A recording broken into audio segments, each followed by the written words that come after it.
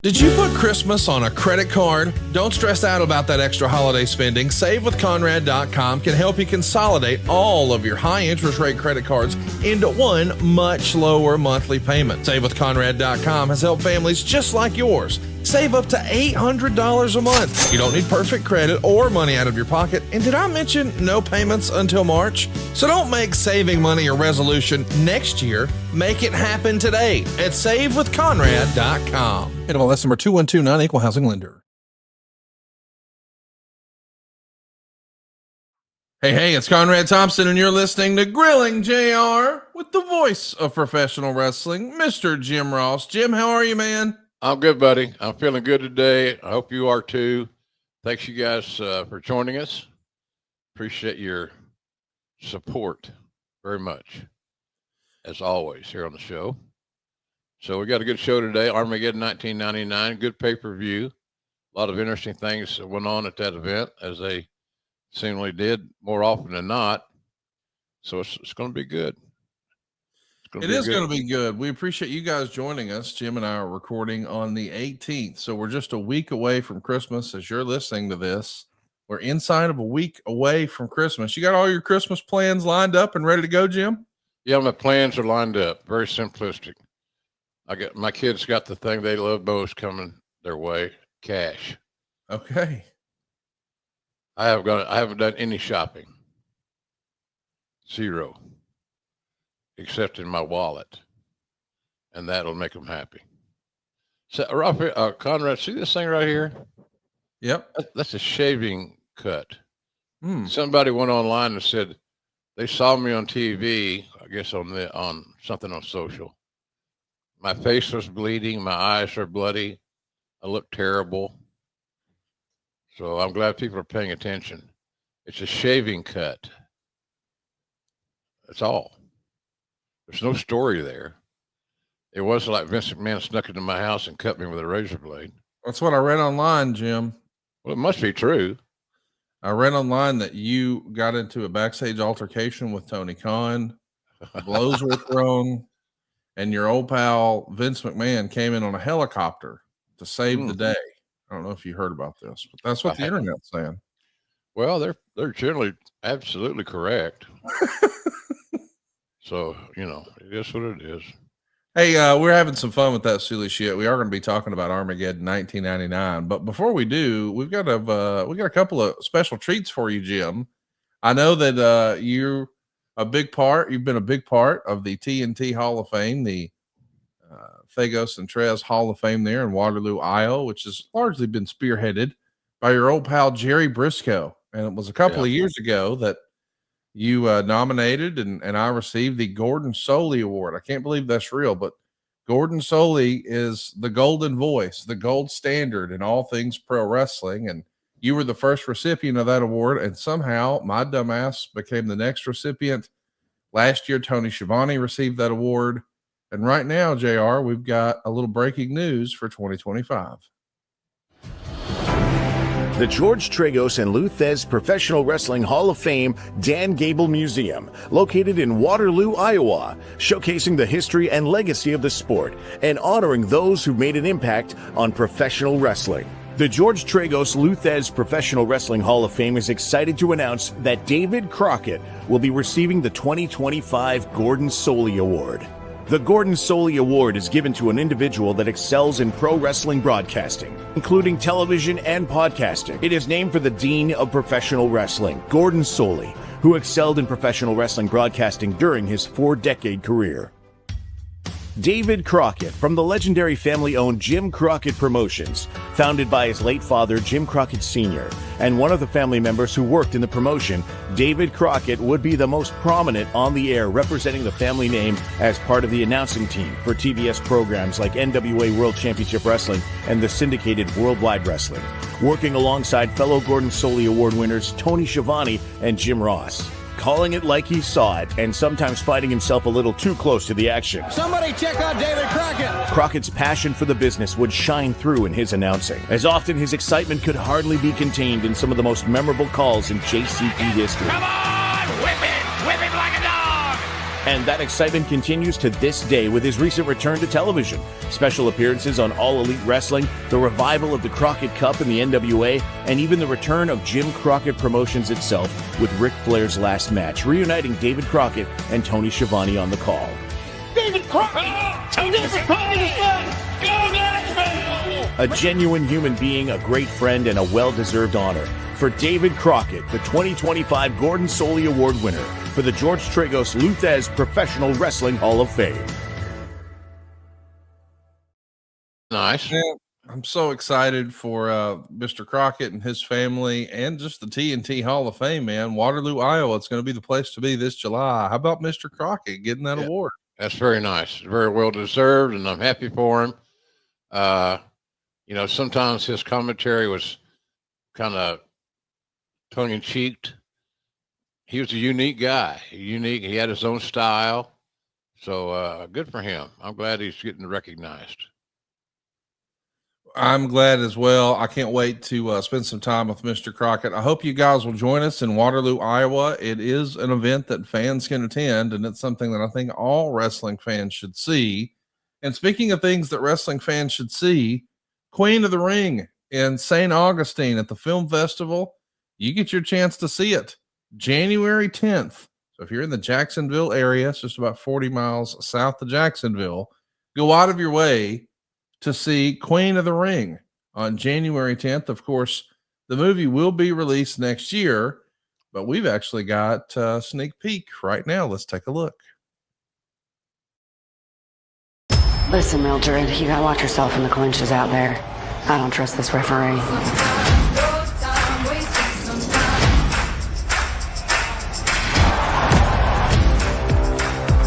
You don't want to be a waitress no more? Who do you think you are, huh? Well, know me by my full name. Sometimes you come and get your fill. Sometimes. Sir, I want you to know I'm a big fan. What's it take for you to train me how to wrestle? Who'd pay to see you? Well, people with good taste. That too.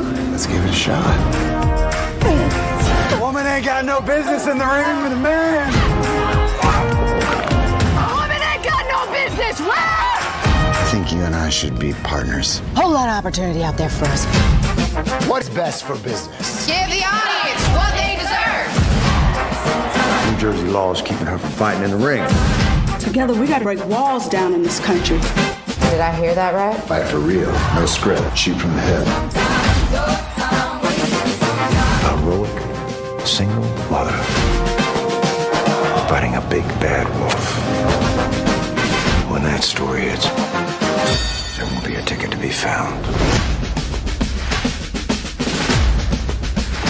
Sometimes no more waiting. Sometimes you gotta climb that hill. Sometimes. Introducing the champion of the world, Mildred.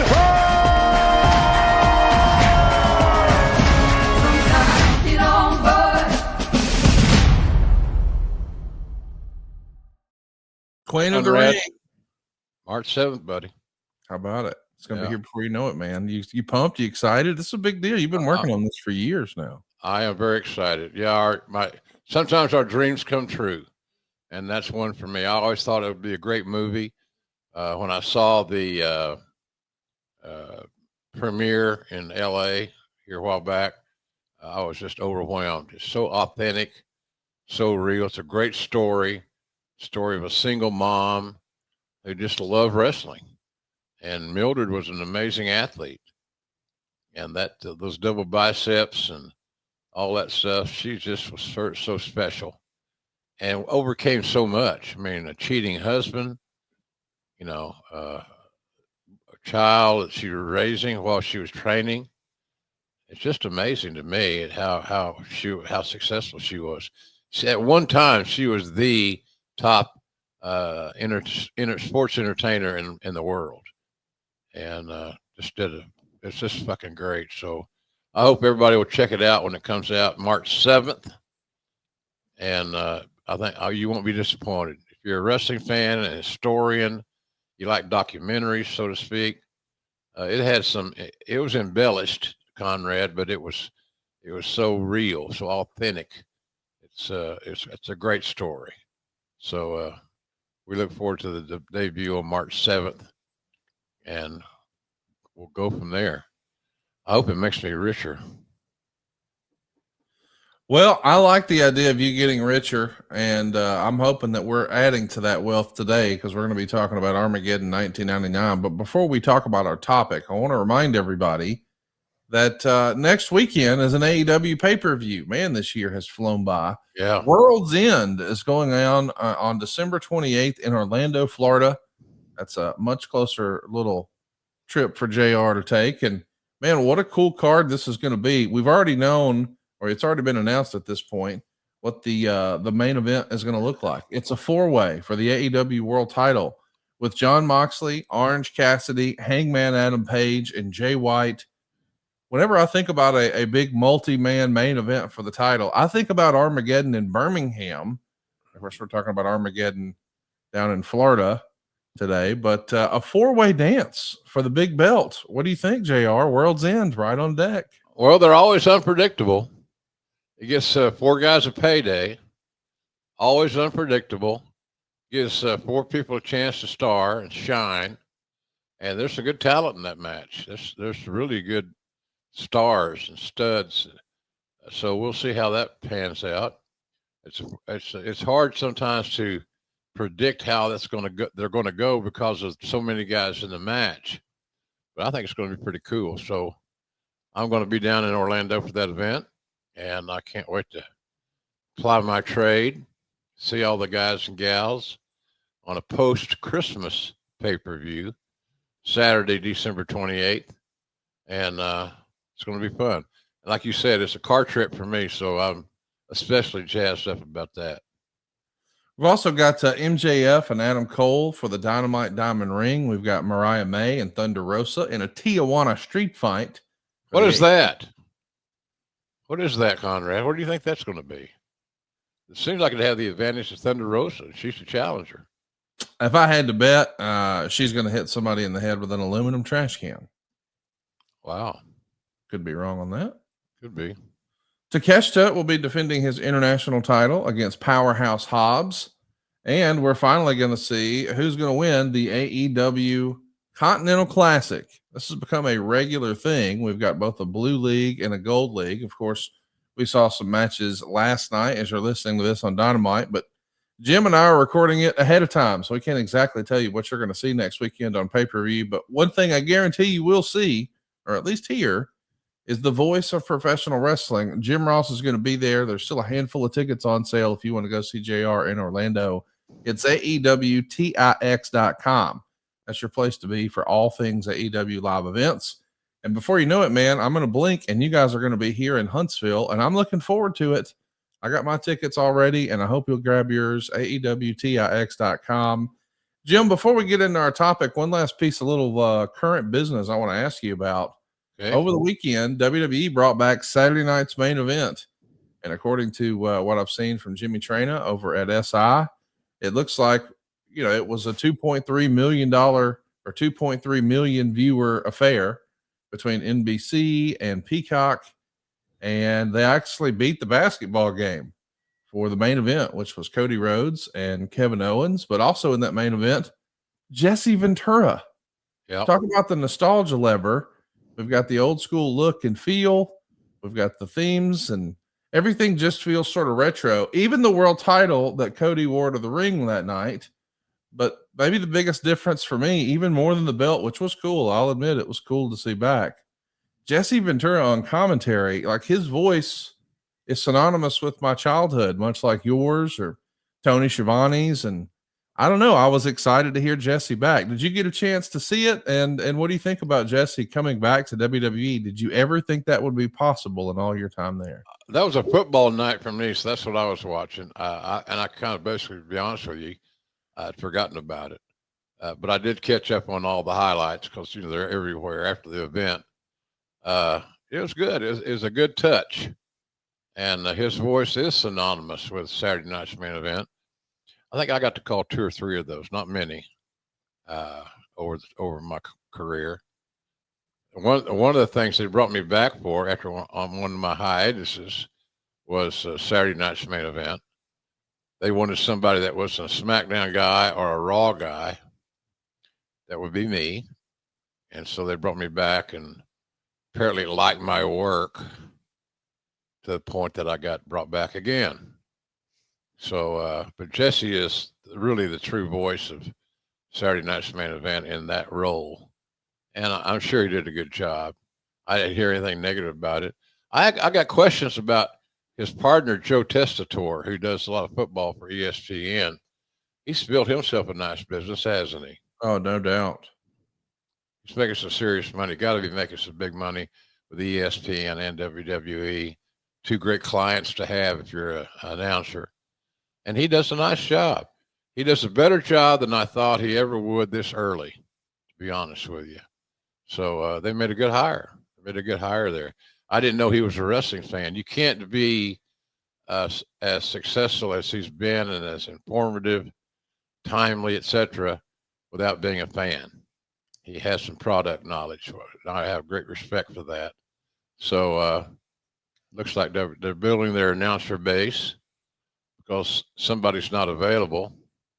I won't mention who, but it's a real good, it's a good fit for them. Joe does a nice job, and I'm proud that he's representing our trade as well as he is. Well, I'll tell you something I'm proud to have found, and that's our friends over at Stopbox. You know, for years and years, I really struggled with this. What is the right way to take care of my household at all times? And Stopbox is something that I wish was around a long time ago. I've just recently found it, and let me just give you a heads up. If you're a red-blooded American exercising your Second Amendment rights, then Stopbox USA was built for you. Keeping your loved ones safe while ensuring instant access to your firearm is one of the biggest challenges that any gun owner could face.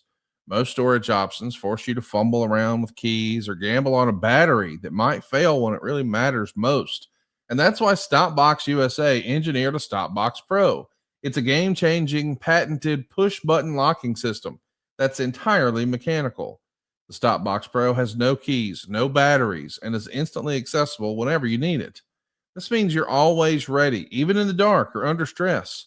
It's crafted with glass that's been reinforced polycarbonate. It's as tough as it is secure. And our listeners right now can get 10% off of your entire order when you use the code JR. They're also giving you a buy one, get one free offer on their Stopbox Pro. So we're talking 10% off and a free Stopbox Pro when you use the code JR at StopboxUSA.com. I should mention all of the Stopbox products are proudly made right here in the USA at their own facility.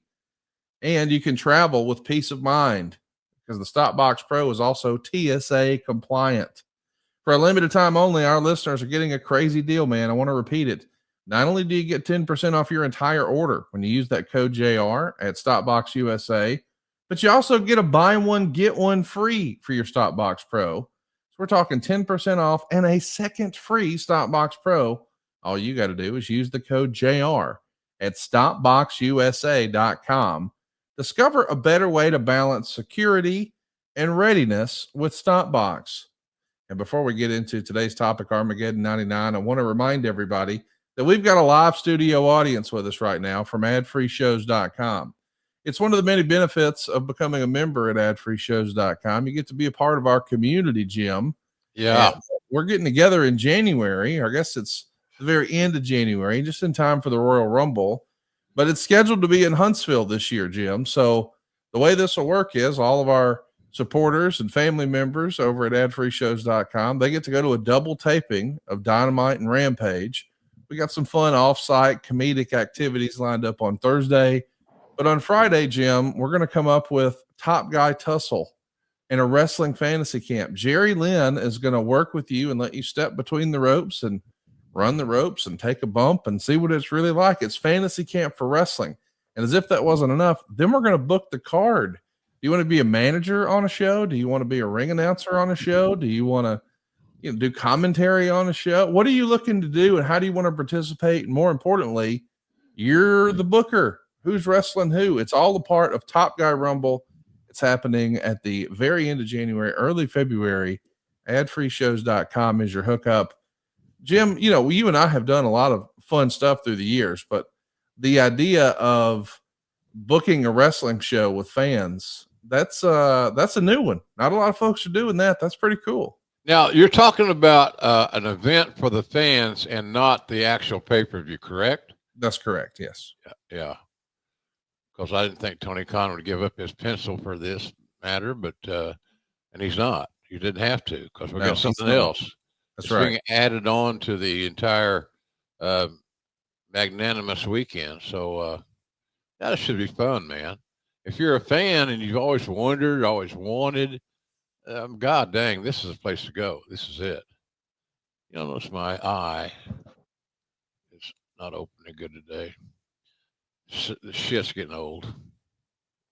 I'm so mad about it. I could eat cornbread dressing. Well, it's going to be here before you know it. Hey, speaking of getting old, I don't know if you saw this, but as you and I are recording right now, today is Stone Cold Steve Austin's 60th birthday. How about that? It's hard to believe, isn't it? 6-0 for the big Stone Cold Steve Austin. Best there ever was, and his numbers prove it. You can say, well, so-and-so is a better wrestler. This guy was a better technical wrestler. Whatever the hell that means. The bottom line of success for a wrestler is, what did they do to the bottom line? And Stone Cold impacted the bottom line enough for a company to go public. That's significant. That's better than drawing a big house in New Orleans on Thursday night and going to Lafayette on Saturday or Friday. It's amazing. So I'm biased, which I fully admit, but he was the best I've ever been around as far as drawing money, adding to the bottom line. Some of those checks I wrote him, or he received, I didn't write them, but were just amazing. He was, and the house show business, as we called it back then, now live events, nobody could touch him because he wanted to make all the towns, no matter if it was El Paso in a small building or Houston at the Coliseum. He wanted to be on every card. And he demanded that I book him in singles. Every now and then Vince would say, well, we need to take care of Steve. Put him in a tag this weekend on this next run. And I would say, Vince, he doesn't want to be in tags. It makes him angry to be booked in tags. So unless you order me to do it, then when we get to the arena, he's going to not want to work because he's a singles guy. He's worked all his life to be a singles main event star. And that's the only thing that's going to make him happy. And so Vince would always relent because anybody that can remember Stone Cold in a house show tag team match, raise your hand. There weren't many of them. So good for him. I love him. He's a good guy. He's one of the first guys to call me when Chan got in her accident. She's done his laundry. We've cooked for him. We just had great times together. We had a kinship. We still do. So, and some people have criticized that, which I find to be absolutely ridiculous, quite frankly. Sometimes you make friends, Conrad. You got friends in the wrestling business that you do business with, but they're friends. They're bottom line, they're friends, right? Absolutely. I know you and Jeff Jarrett have a close bond. Some people are talking about that, by the way. But nonetheless, normally I get that with Bruce, or I get that with Cody, or I get that with Shivani. But now you're throwing Jeff Jarrett on me. Okay. I see how it is. Yeah, that's how it is. Hey, let's talk a little bit about the way it was back in 1999. Of course, this is an interesting time because, by November of 99, all the neck injuries that really started to reveal themselves in August of 97 after an errant pile driver from Owen Hart, it all starts to bubble to the surface in late 1999. And he's having some real problems, tingling and numbness in the arms, the fingers, the shoulders. And he starts his journey here to get better on November the 5th when he has his first examination. And there's speculation in the newsletters that they might need to come up with something here pretty quickly. And one of the challenges is he's running out of opponents on the heel side of things. So it's even suggested, what if he turned heel? That's like a full year and a half before we saw it happen at WrestleMania in 2001. But they're running a series of tests here in November They're shooting dye in his spine, trying to see exactly, can they get a better, more clear picture at the follow up on November 19th? And there's a lot of speculation. Hey, what are we doing? What can we do? He's only 34 years old. He's going to turn 35 in December. And people are already talking like, well, here's what's written in the Observer. Even before the neck problems worsened, the plan was for Austin to appear as the top star in the company through WrestleMania, at which point he dropped the title to Rock. That would have been 2000. So WrestleMania 2000 was the original plan. Rock goes over Stone Cold here. And then Austin would remain involved as a WWF character, but cut back on his in-ring schedule in order to explore the various acting offers that have come his way. Look at those two dudes. How about that? Boy, we had some great interviews together. We really did. He's so good. We never rehearsed anything. We didn't write. You don't see any notes anywhere. Look around the picture, folks. If you're watching on YouTube, which you should be, we need you on YouTube. And he always had plenty to say. It was always logical, made sense. So we had a great chemistry. And I had no regrets whatsoever. He said, well, JR kissed Austin's ass, so he made sure he took care of Austin. You're goddamn right I did. And I learned from the Cowboy back in the day, you take care of your top people. And who was more top, shall we say, than Stone Cold. So I learned that from the Cowboy because he had to babysit the junkyard dog almost on a daily basis, from buying cars and loaning money and advancing pay and et cetera, et cetera. And it kind of worked out better when he finally put Pee Wee Anderson as dog's handler. Pee Wee always walked around the hotel with a big bag of quarters, Conrad, because JYD would somehow, some way, get the munchies over the course of the night. The only thing that was open, it wasn't a Waffle House at that time. It was the concession, the machines in the hotels. And Pee Wee always had an ample amount of quarters. He didn't run out of quarters to keep the dog happy. So if it's feeding the dog candy bars in the middle of the night or taking care of Stone Cold, that's what you have to do. And somebody's going to say, well, I wouldn't do that. What the hell you wouldn't? You're not going to make a stupid mistake of ignoring your top people and your top guy more specifically. Do you remember there being discussion about Austin trying to turn heel in 99, or the idea that come 2000, he might cut back and do more Hollywood stuff? This is after he's been well received on Nash Bridges as Jake Cage, I believe was the character's name. But there's even speculation in the Observer that the WWE itself might be producing its own television series with Austin in a leading role. And I guess there's a concern that in today's environment, it's more out of sight, out of mind. Right. We've heard a little bit of that in real life from Drew McIntyre on Busted Open last week. That was heavy, wasn't it? It was. Tell me what I sent him a tweet tweet, X, whatever. I've known him since he got started. I commiserated with him on many occasions. He had some marriage issues back in the day and so forth. I sent him a tweet that I'm always here for you. And a lot of the guys that I signed, a lot of the guys that I work with, I feel that way. It's not an AEW, WWE relationship. It's JR being friends to some talents. And he always valued my opinion. And I just wanted to let him know that there's somebody out here that didn't have a dog in the hunt, that you just want to shoot the breeze, talk. I'm available. And I'll be glad to, because maybe I could help him. Maybe I could help him become more positive and less angry. You sure as hell don't want to be angry and stressed out in this business. It doesn't work. It's a fait accompli. You're planning your demise if you do that. And he's got too much talent to let that thing ride. Don't you think, Conrad? Are you high on his work as I am?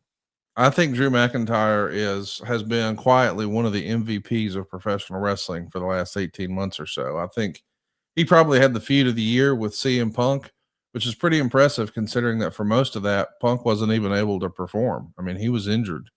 So they managed to keep this feud not only alive, but get it bigger and bigger week after week. When one of the guys couldn't even do any physicality, like, yeah, I'm a big Drew McIntyre fan. I think he's doing his best work right now.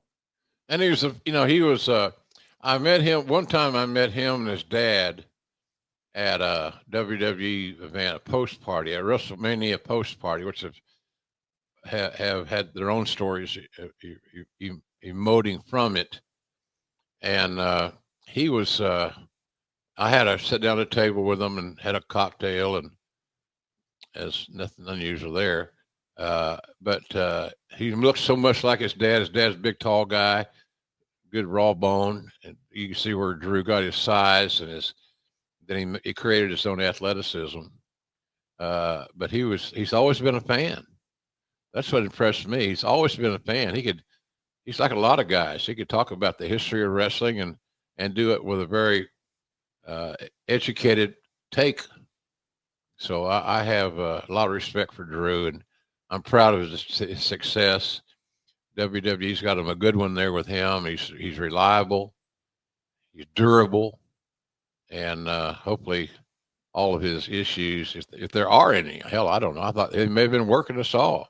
If so, they got me. Let's talk about Stone Cold in 1999. Do you remember WWE trying to kick around the idea of, hey, what if we created a television series with Austin as the star? Yeah, we talked about it casually, but he wasn't through wrestling. He didn't want to get put on the back burner because of a potential deal in the movies or a TV series or whatever. Hey, a TV series is going to take you away full time. You know, you might come back for one here and one there, one off there, but it takes you away full time. He wasn't ready to make that commitment. And so we didn't pursue it to any strong degree. It's just too early in his career for us to do that, we thought, and he thought more specifically, more importantly. It's written in the Observer, Austin is under a long-term contract to the WWF at the highest dollar figure guaranteed of any performer in company history. Like with Shawn Michaels, if his career ends with an injury, the company is obligated to pay him. So it is in their best interest to get some star power value from him while he's under such a big money deal. Of course, all of this is being discussed because he's really facing some neck challenges, some issues. Yeah. And it's not like this is a new thing. I mentioned that we all saw the injury happen in August of 97. And now here we are more than 2 years later. What was the straw that broke the camel's back, to the best of your recollection, that made him say, you know what, I got to stop talking about it. I got to go try to work on this. I got to try to get better. I don't know if there was one specific turning point, but when he saw the houses still doing pretty well and he saw talents that he could work with, like a Triple H, for example, improving their game and becoming stars, he wanted to be a part of that. He thought that he helped build that feeling, and he did. So we had just, I think he was trying to be counted out so many times that he just refused. He was going to work through it somehow, some way. And that was what made him so great over the long haul. It's what made him the greatest babyface main eventer in my 50 years that I ever worked with. It's interesting because we know that just like with traditional sports, when injuries happen, it's terrible for the people who are affected negatively, but it does create an opportunity. And so in Austin's absence, we're going to see The Rock step up, and he's going to have a bigger and brighter star as a result. And you got to wonder, like, you know, injuries, for lack of a better word, create opportunities. Yeah. In an alternate universe, if Austin is not hurt here, do you think The Rock still has the same ascent? Does it look any different? I mean, I know cream always rises to the crop and to the top and all that jazz, but yeah, you know, him having pretty much a year to be the center of the WWE focus, as opposed to being positioned as, well, second fiddle, as we say here in the South. What do you think of that? Does that change anything in history? It might have changed it a little bit. It might have slowed things down somewhat. But we were very fortunate when Steve was down and he was really unable to wrestle, to have Rock at our disposal. Rock was very blessed that Steve had his injury. Quite frankly, good timing, because it gave Rock the spotlight, and he carried it. We were very fortunate at that time. Not too many companies have two guys like that ready to go.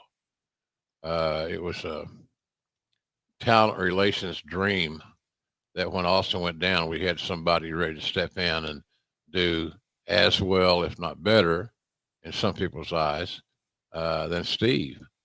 So, but it was good. We were fortunate. It's always good to have another star on hand. You can't get too many stars, Conrad. You know that.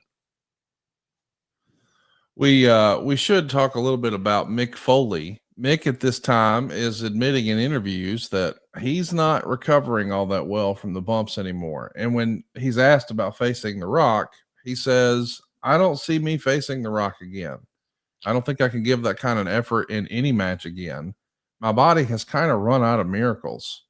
I mean, this is a tough deal. And we've, of course, heard the stories that when he's sort of hinting around at retirement, Vince is having none of it. That is until he reveals to Vince that he's having memory issues. And then Vince says, okay, that's it. But I mean, all of a sudden you find yourself here with Foley's future in question, Austin's future in question, and you're trying to get this next crop of guys ready. And we know what's going to happen with The Rock. He's about to become an even bigger star. But there's another fellow that they have high hopes for, Chris Jericho. He's just come into the company with this Y2J stuff. And as you know, it didn't get off to the best start. And believe it or not, he actually responds to some people who had some not so nice things to say over at the Torch. He wrote, no matter what the sheet writers, the internet prognosticators, and other various critics think, the only person who can convince me that I've had a good match or a bad match is me. And believe me, I know when I've had a stinker, I've had plenty before. And he finishes this up by saying, last week, due to accidentally sitting on the comb of Prince Albert, I got into a pull apart with Vince McMahon and Stan Stasiak. I then inadvertently broke the nose of Test before falling into a car that drove right into Steve Austin. McMahon was going to fire me for that, but I'd already been fired by Jim Ross for poor performances in my matches and not getting any reaction from crowds at house shows. So I will lose every match until December 31st, 1999. And after that time, I'll return to WCW to become a tag team champion with the returning Kendall William as the new Conquistadors. So, of course, he's having a little fun. Yeah. With the rumors of his demise. Jericho is trying to get established. Austin's got a neck problem. Foley's looking at retirement. It's a crazy time here at the end of 99 in the WWF, is it not? Crazy is one way of putting it. Challenging is another. That was my job, to keep that roster together and keep the horses fed and watered and running. And we did our best on that deal. Anytime somebody goes down, it creates an opportunity for someone else. I know that's cliched, but it's true. And nobody probably made a bigger impact on their career than Triple H did during that interval. We should talk about some of the creative. We know that, Stephanie and Test are supposed to be getting married. Triple H is going to give Test and Stephanie a catcher's mask. There's lots of fun silliness here on WWE programming. What did you think about the whole Test and Stephanie relationship on camera? We know it's going to evolve into what becomes the real life marriage of Triple H and Stephanie, but even this clip we're watching here, you see Test playing Nintendo 64 while she's opening all of their wedding presents, and he could not care less. So I guess maybe we're planting some seeds on why she might go do something else. Or what did you think of the Test Stephanie on air presentation? Well, it helped make Stephanie a bigger star because she got more screen time, and she's a great performer. She's a much better performer than was Test. We discovered Test had limited charisma. He had a great look, nice guy, but charisma was not his forte. It showed in their scenes where they both had equal parts. She stood out. And I think that's what we discovered, that she was a star and we could utilize her more if we chose to. All that marriage stuff and engagements and all that shit, I didn't think that people believed it. And I wasn't a big fan of it, to be honest with you.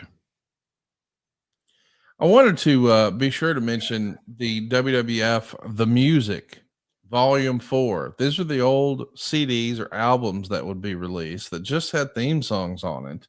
And the thing's actually selling. I mean, it was number 4 one week, and it did drop after that, of course. But still, the idea that you're selling an album of just wrestling theme songs tells you what the appetite was and how good the songs themselves were. I wanted to ask you about Jim Johnston. I know he didn't write every album on every track, but he's a genius. Why do you think he's not in the WWE Hall of Fame or in the Observer Hall of Fame? Like, I don't understand. He's such a big part of wrestling history and WWE history. It doesn't feel like he's getting his props sort of post wrestling. I think he'll be in the WWE Hall of Fame at some point in time. Triple H is too aware of his surroundings. He understands who's contributed what. So I'd be shocked that in my lifetime that Jim Johnson's not in the WWE Hall of Fame. I believe that's going to happen. Nobody's told me. I don't communicate with WWE. It just seems logical. And that's one thing I can say about Triple H's reign as the head of WWE is that he does a lot of very logical, common sense things. The Saturday Night's Main Event was his idea. And it brought back some nostalgia, and they made it work. So I think Jim Johnson is destined to be a Hall of Famer in the WWE. The Observer is one where people are voting. I just think that a lot of people just don't understand Jim Johnson's contributions and how significant they were over the course of time. We should mention too that we've got some new talent who are thinking about coming in or trying to come in. There's reports that Amy Dumas, who we know as Miss Congeniality in ECW, is probably going to come in and be paired with Poppy Chulo as some sort of a couple. Amy is recovering from breast enhancement surgery, according to the Observer. And in her book, she actually wrote that she made sure to mention that in a meeting with you and Terry Taylor, that she was planning on getting implants when she finished up with ECW. And I'm sure she said that thinking that might help get her hired, that there was maybe a certain look that the women in WWE were expected to have. Do you think she was right? She needed implants in order to get hired in WWE. Well, not to get hired. No, she didn't need the breast implants to get hired. But she needed the breast implants to enhance her look, which would be significant in her build as a talent. She had a lot of sex appeal. I think I first met with her in my office. I don't remember Terry Taylor being there. I may have sent him for coffee or something. But she was really sexy and had that undescribable sex appeal, kind of animalistic. You know, I don't want to get too carried away here, but that was before the breast implant. Then when she got her new boobies, she had one step closer to the end zone. So I loved Amy. I still do. She's tough. You know, she and Trish did so much for that division. I hope that women, like, you know, we saw that Mariah May versus what's her name? God damn. Who's Mariah May meeting at the next AEW pay-per-view? Thunder Rosa. Yeah, my friend Thunder Rosa. Those ladies like them, who want to make money and make their mark and create a legacy in wrestling, owe a lot of thanks to Trish and Lita. Subsequently, Conrad, Trish and Lita owe a lot of thanks to people like Jackie Moore, who was phenomenal. And another one that doesn't get much publicity is she was what was in the nation, not nation domination, but the Truth Commission. Ivory. I loved Ivory. Ivory was really good. She was good. Oh, the right to censor. Yeah. Right to censor. Easily forgotten. But Ivory was a real another one that was important there.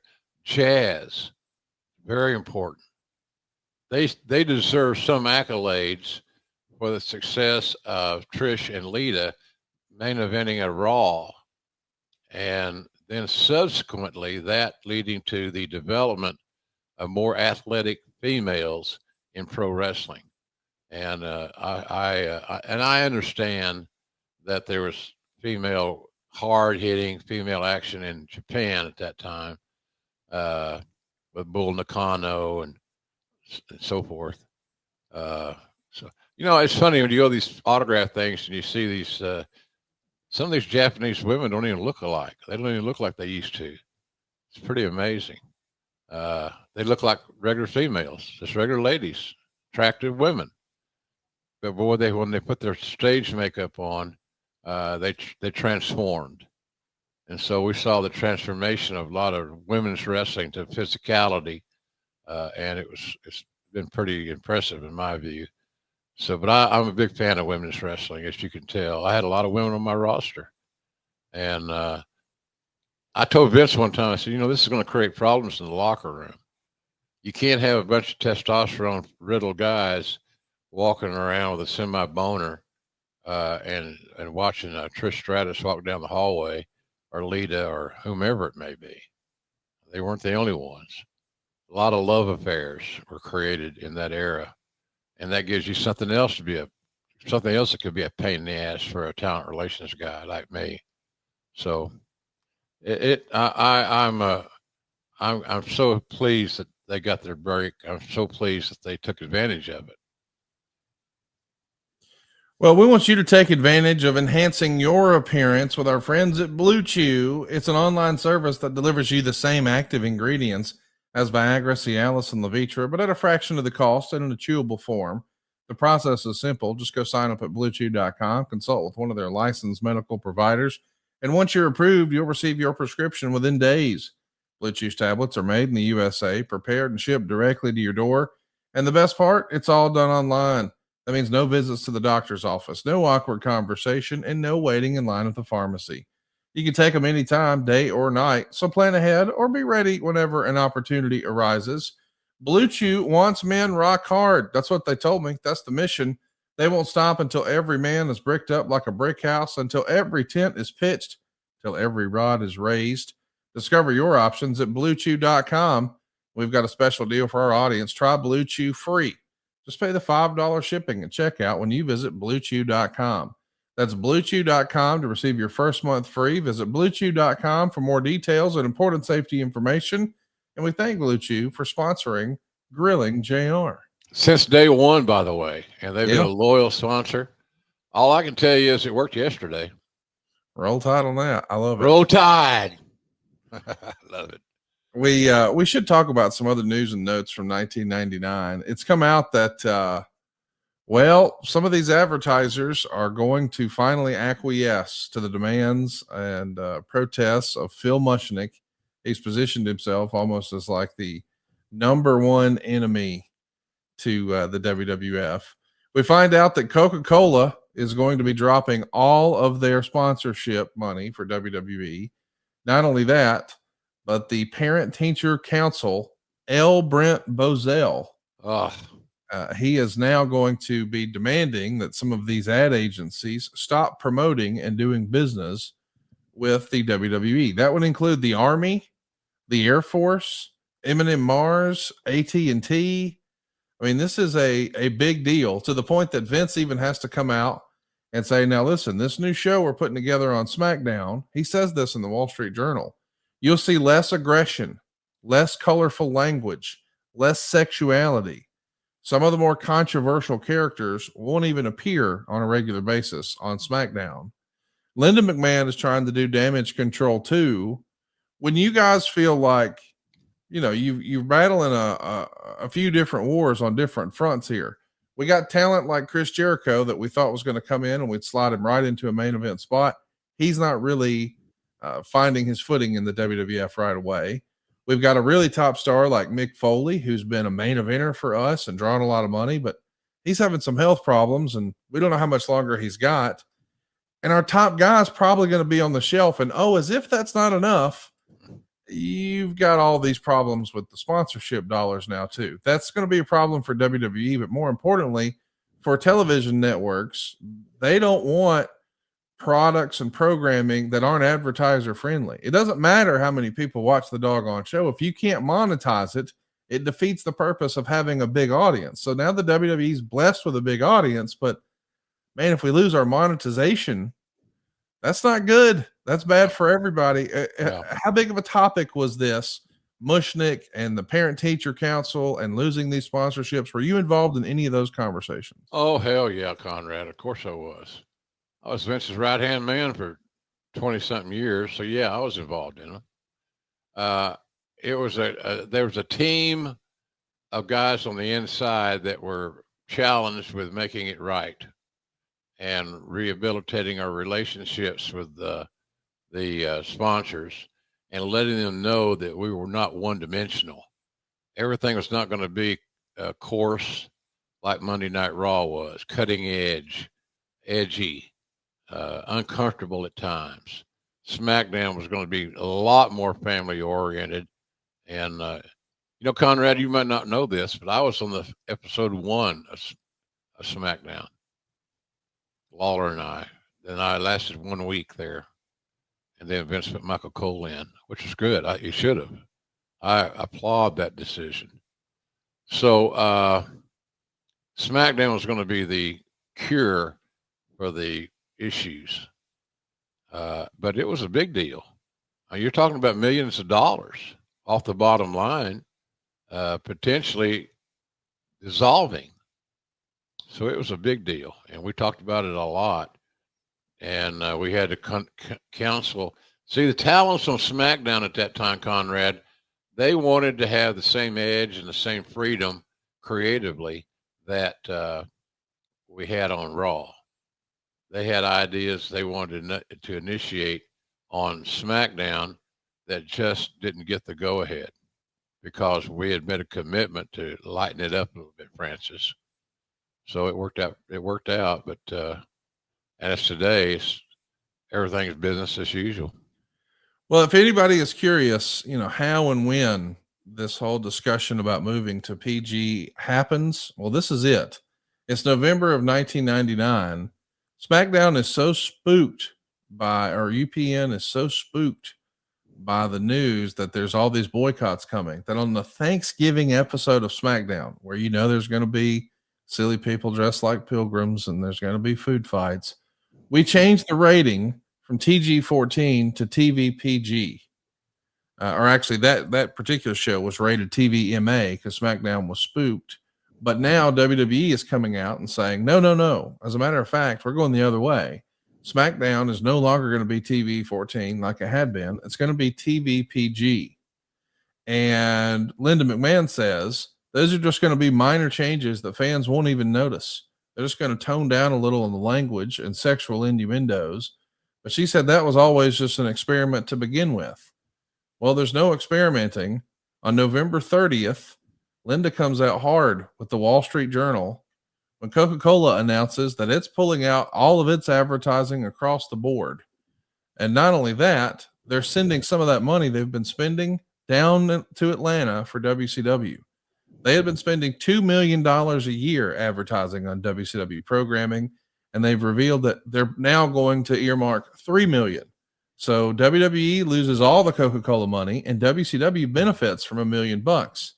Not only that, but M&M Mars, they're continuing to spend in the $5 million range, and she's trying to keep that in place. She doesn't want it going anywhere else. And I know that wrestling fans, man, we don't really think about the business side. we just think, oh man, I wish they wouldn't have went PG. But when you start to hear, okay, we just lost millions from Coca-Cola and there may be millions more for M&M Mars, we got to make a change. Like the advertising dollars drying up here is going to slowly but surely force a change with WWE, right? Yeah, logical, common sense. You're overstating the obvious, my friend. We had to save the money. And Linda was a great representative of it. She wasn't. Is she on Trump's cabinet? She is, yes.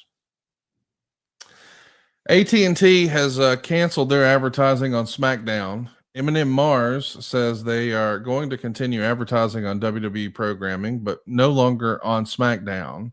And the Army has said that we have a contract through March of 2000, but we're not going to be advertising anymore with WWE either.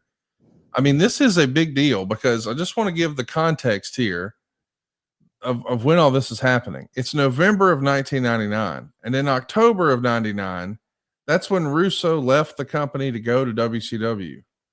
Now, I'm not giving Russo any credit for, taking those advertisers, but I am saying I think it's interesting that the very content that the advertising community is trying to avoid, the person who was sort of pushing that to the forefront, they're not even with the WWF anymore. They're going to WCW. So when these advertising dollars go to WCW, they don't even realize it, Jim, but they're following the creator of some of the silliness that they're running from. This is a weird story when you really think. Lack of product knowledge, Conrad, quite frankly, pure and simple. It's very easy.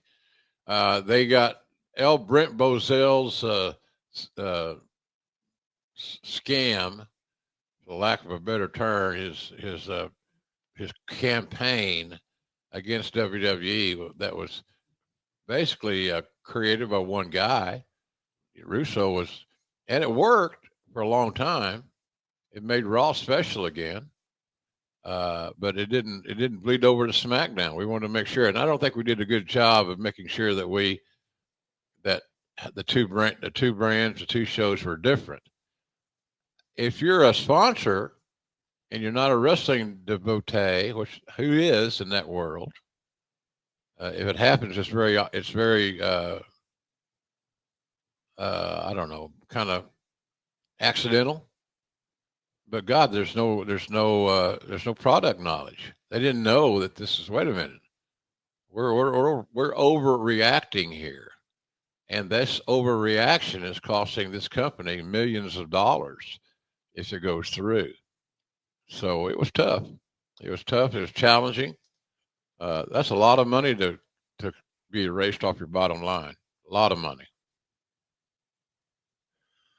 It's pretty crazy to see how all of the fortunes can change so quickly with advertising dollars and with talent.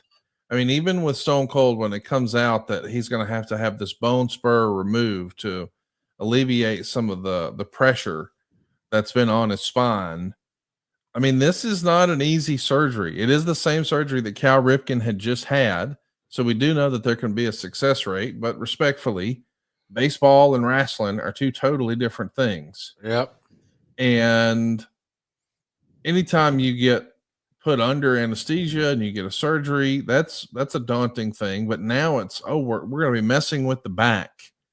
Spine, even more gingerly, Conrad. Yes. The fucking spine. Yeah. You don't want some surgery to go errant and the greatest star in WWE history to be, put into a wheelchair on a permanent basis. So there are a lot of decisions to be made. And Steve, to his credit, was man enough to stand up and say, yeah, I'm in a tough spot, but we're going to work through this. That was his work ethic. That was his desire, his grit. If anybody exemplified grit that I've ever worked with, it's Stone Cold Steve Austin. Because by God, he had grit.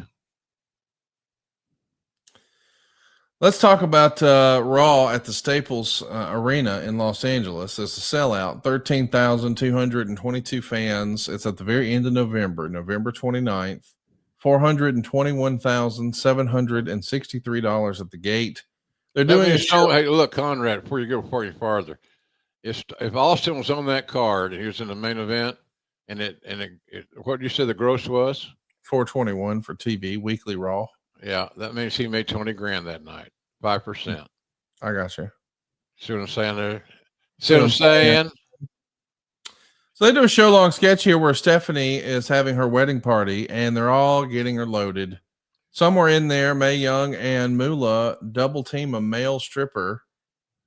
Meltzer would say there's a lesson out there for all you budding male strippers. Take your steroids, pump your iron, and you too can dance for a bunch of pretty drunk women and end up in bed with Moolah. Who are both lesbians.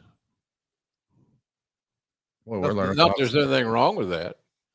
I don't even know what's happening on Grilling JR today, but we're having fun and we're glad you're with us. Go hit that subscribe button if you haven't already. It's grillingjr.com. You never know what JR is going to say. I mean, last week with the cat, this week we got political talk and Moolah, goodness gracious. The idea here, though, what's wrong with being a lesbian, Conrad? You're a lesbian. I don't know what we're even doing right now, but I sure do love you, Jim, almost as much as I love Mando.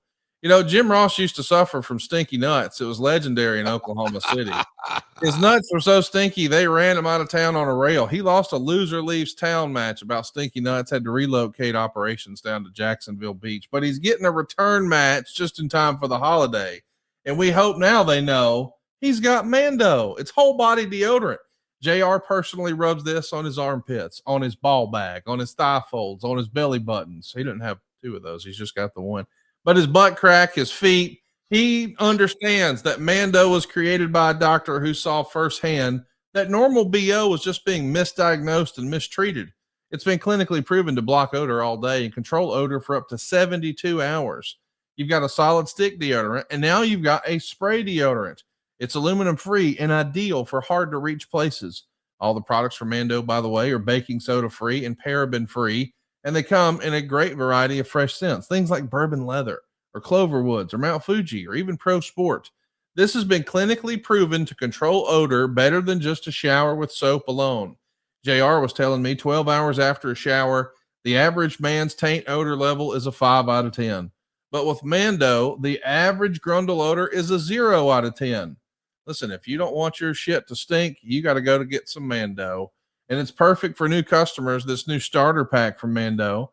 It comes with a solid stick deodorant and a cream tube deodorant, which is the one my wife likes, and 2 free products of your choice, things like mini body wash and deodorant wipes, even free shipping.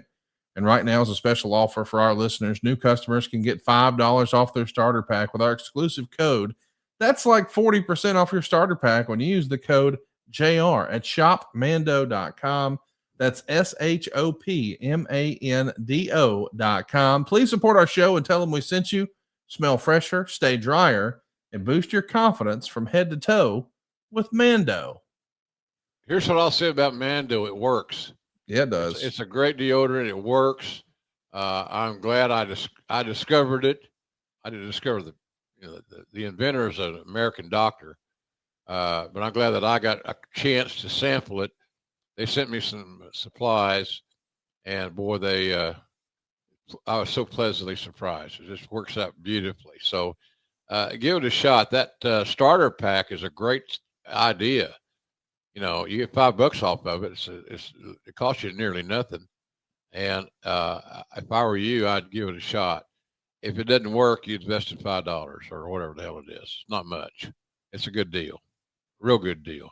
Mando. And I appreciate them supporting our show. So does Conrad, obviously.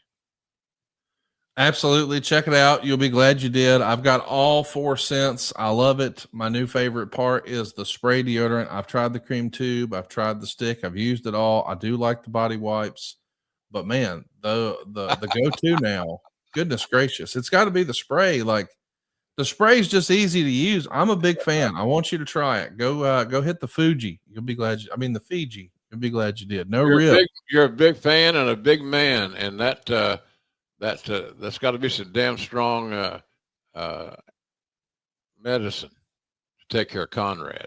Oh yeah, man! If it can make my balls not stink, imagine what it can do for your little nuts. They'd fit in a thimble, Jim. Yours, you know. I said that before on television. Hey, let me ask you about. I do find the timing of this next angle interesting. I was trying to get to the whole Stephanie McMahon wedding angle, and they do this at a time when they've got backlash from sponsors and they're losing sponsors, and they're going to run an angle here where they spike Stephanie's drink and then drive her through a drive-through wedding ceremony and reveal that she was roofied basically and then married without her knowledge to Triple H. And then he reveals that he consummated the marriage. So it's implied that this is almost like a date rape drug situation, story, and angle right in the middle of all this controversy with advertisers. Is this just arrogance? It's arrogance, Conrad. I don't understand it. Well, there's nothing to understand. It's stupid. It's arrogance. Yes, it is. They thought they were fucking bulletproof. They weren't bulletproof. We shouldn't have done that. Ironically, a side note. Here's a side note for you. If you go back and look at that footage of them going through the drive-through, that is the same little white chapel that Jan and I got married in. Oh, wow. How cool is that? How ironic is that? It's the same little white chapel that Michael Jordan got married in. Now, when Jan and I went there to get married, we had this is silly, but I can't remember where we were staying, some nice hotel. And they had a package for folks that wanted to marry. And so it was, that's what we did. We took the package, had a coupon. We had a coupon, and we went there and got married. And they drove us over to a little white limo and drove us back in the same limo, and we lived happily ever after until she passed away. It was a gift. I had the good years with her, and I never forget it. I don't forget her. I'm thinking about her every day. And so much for that. I wish she was here for Christmas. She loved Christmas. She loved buying gifts for my grandkids and my friends and so forth. She was just wonderful. Me, I haven't done one goddamn minute of Christmas shopping. Nothing. My kids know they're getting money, and that I got plenty of. So for them anyway. So anyway, that little white chapel is where I can't remember who else. There's a lot of famous people got married there, which we were totally unaware of when we did it. It's just the fact that the hotel we were staying in, and it might have been the MGM, it might have been something else, but it was a well-respected hotel, and they had just one of those. You fill out the little pamphlet, and there it was, Little White Chapel. And I guess the Little White Chapel is still open out there. I'm not sure. I'm assuming that it is. I haven't had a need to go back to a wedding chapel. There it is. Joan Collins, Michael Jordan. Joan Collins, she had so damn many marriages, she should be in the Hall of Fame there. It is still a thing. Little White Chapel is on South Las Vegas Boulevard, 1301 South Las Vegas Boulevard. It's an institution, opened back in 51. And if you would like a shotgun wedding, they're there for you. Check it out. Hey, I want to ask you about Trish Stratus. It comes out that she was backstage at the Mayhem pay-per-view, and she's been talking to Terry Taylor about coming into WCW. Raven, that's bullshit right there, Conrad. How did Terry Taylor get relevant? You've pushed him now like 3 times in his show. She's been talking to Terry Taylor about coming in. That's bullshit. That's not true. She had one representative there that communicated her story and her pitch to Vince, me. Carl DeMarco to a lesser degree. But Terry Taylor's involvement in this baffles me. Jim, I got a question for you. How did you know what Terry Taylor was doing in WCW since you weren't fucking there? I know that her time she invested in WCW was limited. Her goal all along was to come join our team. And but what I'm saying is he's trying to get her to come to WCW. Raven had tried previously to get her to come to ECW, and she winds up coming in and signing a deal with you guys, a developmental deal. It was a 3-year developmental deal, and she's only like 6 weeks into her training with Ron Hutchinson, but she had been on bodybuilding magazine covers. I mean, she has done a ton of magazine layouts. There's no doubt that she's got star quality written. I mean, she has a look that at the time you just couldn't beat. It was unworldly. it's no surprise to me that people wanted her involved in their programming, whether it was ECW, WCW, or the WWF. But did you think, given There's that contract with good old JR that she was happy to sign. I had her in my hand all along. She was going to come to work for WWF, period. And my point is, I guess I'm just being egocentric. The Terry Taylor element in this is no more impressive than Raven trying to recruit her for ECW. She's too smart for that. She had her eye on the number one brand, and the perception in the marketplace, as it still is this very day, is that WWE is the number one brand in pro wrestling.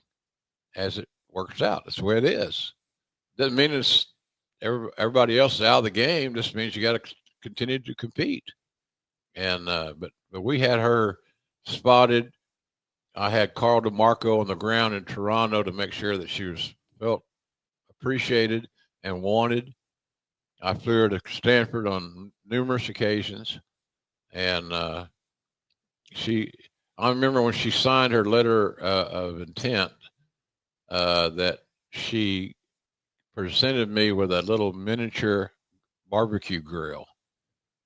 It's toy size, and I still got it someplace. I didn't throw it away. I kept it because it meant a lot to me.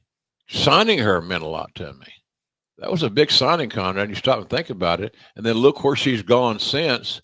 That was a hell of a signing for us. Terry Taylor, shit. He couldn't smell farts in a goddamn men's restroom. I wish I knew how you really felt about Terry Taylor. I like Terry. I worked with him in Mid-South. He got his first big babyface push in Mid-South. I got no issues with Terry Taylor, but guys getting credit for doing a job that they really didn't do. I didn't give him any credit. I said he was trying to sign him to WCW, and you beat him, and you made sure you double reminded everybody. I beat his ass with this very shovel. Watch how deep I can dig and bury this nothing happening motherfucker named Terry Taylor. That boy. There you go. Good job, Connie. Let's talk about somebody else that boy had to get you fired up back in the day. You actually make your first reference to the whole Oklahoma parody. You did an interview with Mike Mooneyham on November 21st. It comes out on the Charleston Post and Courier column that Mooneyham wrote for decades. Yeah, it was. I always read that. Did you read that? I did. I mean, Mike's just an OG. He's one of the great guy. Oh, what a great guy. You wrote, obviously I was busy when it was on. I don't plan on checking it out. We're talking about the Oklahoma parody. I don't plan on responding to it. I don't know what the benefit it would have been for me. I'm not going to go on any vendetta.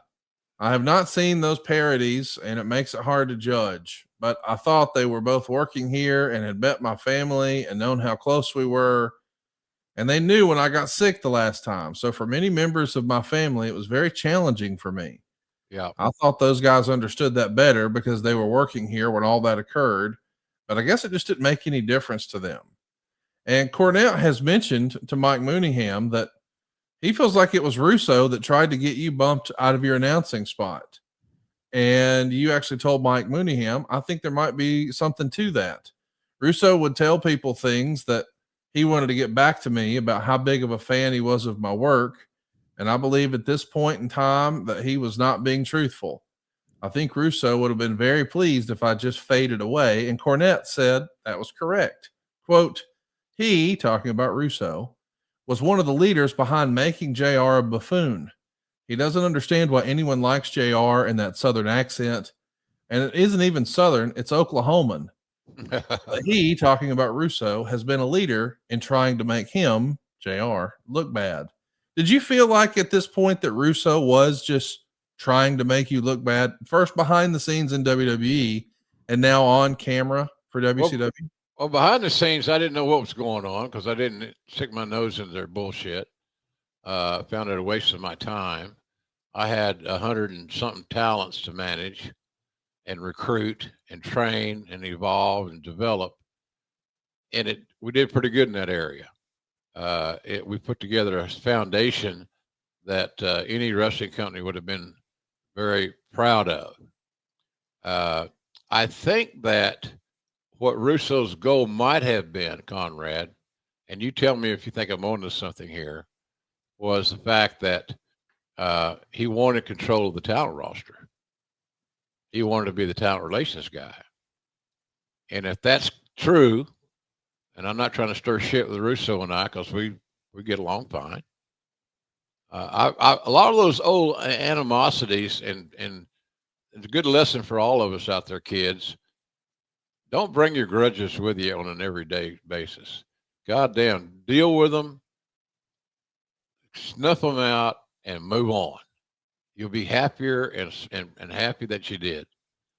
But I think that he just really wanted to be in charge of the talent roster. And I had made relationships in that talent roster. Think about it. I'm the guy that gave a lot of those fellas their jobs. Yeah. And now they're making more money than they've ever made in their entire life. They're overwhelmed with the cash that they're making. You know, like I mentioned earlier, just shooting the shit, we did that $400,000 house in LA, which wasn't unusual to do big money live events. But if Austin got 5% of the gross after taxes, let's say the gross of the after taxes was $400K, that means that that means that he got 20 grand. That's a nice day's work. Not bad for a single day. Yeah.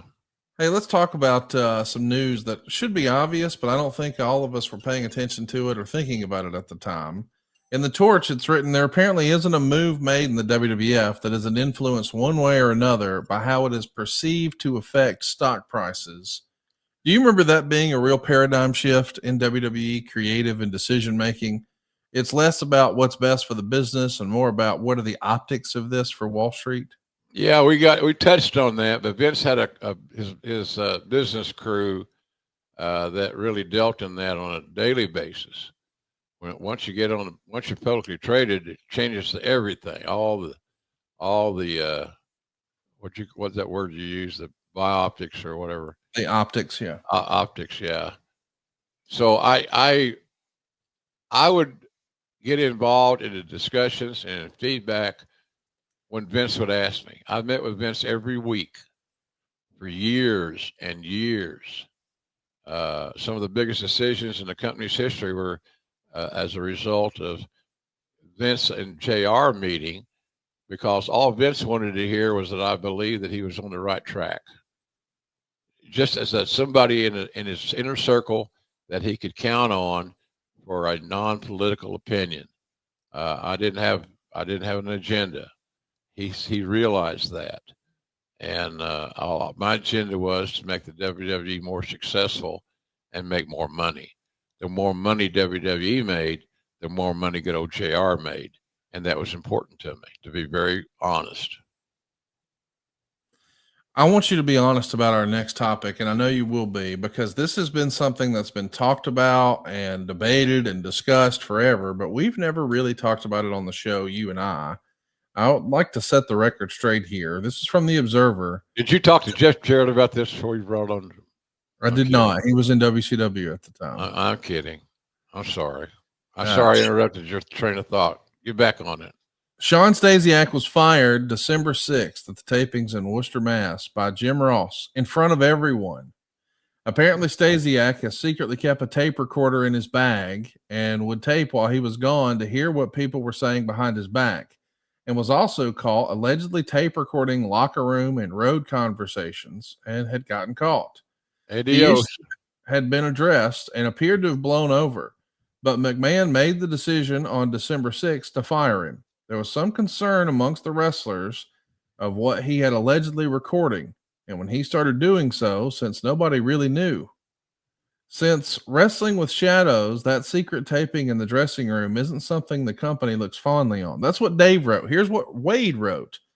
The WWF suspended Sean Stasiak, aka Meat, for unprofessional conduct. More specifically, although not publicized by the WWF, the conduct consisted of taping conversations he was having with wrestlers without their permission. No one seems to have an answer for why Stasiak was recording the conversations. Because he was an idiot, Conrad. That's why nobody had an explanation. It made no common sense. he fucked up. He should have been fired. My opinion. Well, that's what I was asking. Dave says you fired him in front of everybody. Wade says that the suspension, and that's what it is a suspension. It's not necessarily permanent. And Stasiak would claim months later that he was recording a very briefly, as a way to goof on another wrestler to tell him how goofy he sounded. And he claims it was a rib that backfired. There's been lots of rumor and innuendo about this. What do you remember about hearing this? Was there what was the concern, or did Vince just feel like it was a breach of trust and that's it? That's it. The latter, a breach of trust. Yeah. What happens in the locker room should stay there. It doesn't need to be shared by Vince or JR or anybody else. It should stay there. I thought the breach of trust term was right on, spot on. The talent didn't want to work with him after that. They thought it was, they intruded on their privacy. And if somebody said something about getting laid last night and they were a married guy saying it, that ain't real cool. And you don't know where these tapes are going to end up. So bottom line is that he shouldn't have done it. It was infiltrating the locker room, which you don't do. You got to give them a safe haven somewhere. I always thought it was the locker room. I always thought the locker room was a very important element of any pro wrestling company. And you look around at any wrestling company, any of them. There's a lot of pro wrestling companies in business right now, but golly, man, the locker room has got to be sacred, and it's got to be protected. And I thought he didn't do a very good job of protecting the locker room by recording that bullshit. Do you what do you make of the decision to do it publicly, to fire him in front of everybody? It sends a message that this shit ain't going to be tolerated. Yes. And here's we're getting rid of a young guy that had some potential. He never realized it, but he had some potential. So it reminded everybody that we got rules here, and we got things that we got to protect. And we're going to protect them, even at the sake of getting rid of somebody. We know eventually he winds up in the year 2000 in WCW. He does get another bite at the apple here at post WCW, back with the WWF. But do you feel like his die was sort of cast in wrestling after this? Like he sort of accidentally, inadvertently gave himself his own glass ceiling, at least with Vince McMahon's WWF, because of this tape recorder business? Yeah, I think so. I think so. It seems logical to me. There's no coming back from it, Conrad. Wouldn't you agree? If you're an administrator, how would you handle it? If I can't trust you, I'm not going to trust you in all things, not just in this one thing, but in all things. Attaboy. Roll Tide. So let's talk about the Armageddon pay-per-view. I guess we should mention, before we get there, there was a SmackDown taping where Sean Waltman came out and cut a promo, and he sort of insinuated that Tori had given him oral service backstage. They make him go back out there and cut that promo again. So that's one of the first times we would see something shot again to make it more. Went too far. And you've done a good job of explaining, SmackDown was intended to be a more sublime, family-oriented show. If you can do that in pro wrestling, I don't know if you can even do that in pro wrestling, quite frankly. You got to have some edge, and it's crazy. It's a crazy business. But I don't know who in the hell approved that interview. It was embarrassing. And I love Sean. I've given Sean a lot of opportunities and more breaks. Call him right now and he'll tell you that I've been a big benefactor, he's been a big benefactor of my relationship with him. I love the kid. I really do. He's overcome so fucking much. And he's building a good life for himself. So I'm proud of him, just like it would be my children that I'm going to see in Oklahoma this weekend. So it was just he was reaching at something sensational. They would get clicks and reaction from the boys, and that just didn't work. And it also put Tori in a very bad spot, quite frankly, Conrad. Wouldn't you agree with that? Yes. She's now known for giving a blowjob to X-Pac. Wow. That's going to sell tickets. That's going to be meaningful. Is it really going to be meaningful? Shit, no, it's not going to be meaningful.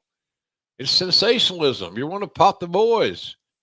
And sometimes popping the boys is not the right thing to do. Well, I'm sure we were popping the boys for our pay-per-view. We're finally here, Armageddon 99, and this is exactly the show you think it is.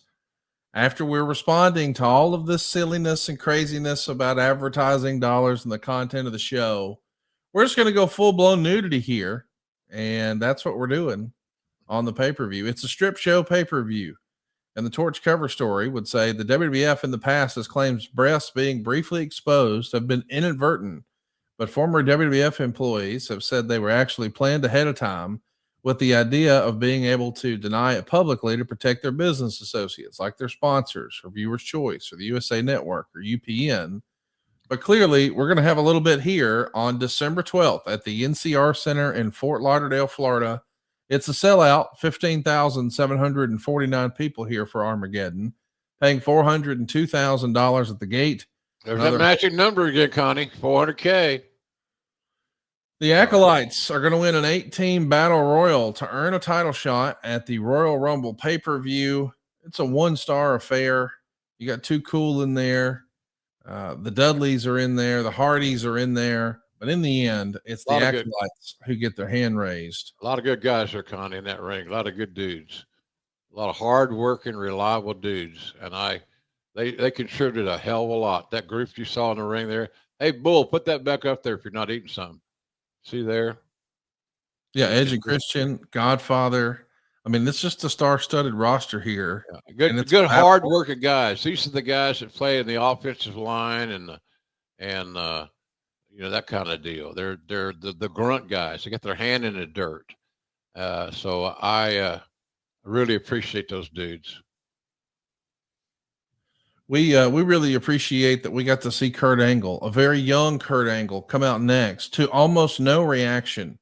The crowd is just not with Kurt Angle yet. He's a brand new character, and we're trying to establish him and build him, and he's undefeated, and he'll remain undefeated when he beats Steve Blackman in 6 minutes and 56 seconds. After the match, Blackman is going to attack Kurt Angle with nunchucks.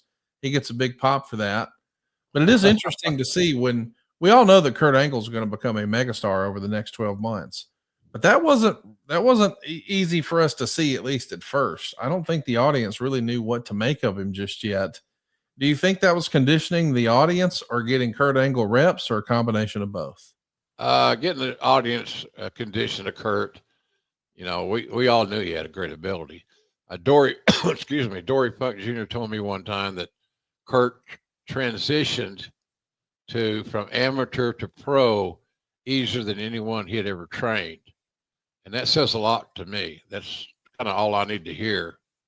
The only other guy that's relevant in that conversation is Jack Briscoe, who went from Oklahoma State in a national championship to working for Leroy McGurk in a very, I don't want to say unorganized, but a very makeshift office, a little territory, and got his start, learned and absorbed all this information and became a megastar and a historic character in the annals of pro wrestling.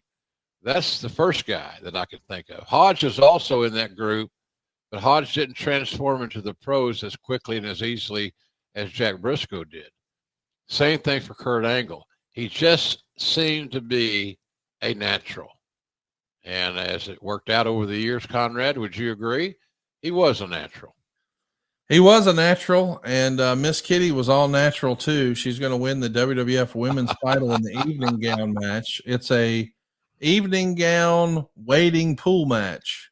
She beats Ivory and Barbara Bush, or I guess they're just calling her BB, and Miss Jackie. They go 2 minutes and 45 seconds. Moolah and Mae Young are the referees here, and the women are rolling around fully clothed in a pool here, and they're going to tear Jackie's dress off, and she's struggling to keep her breasts from being exposed, but we make it. And then Bibi has her dress torn off.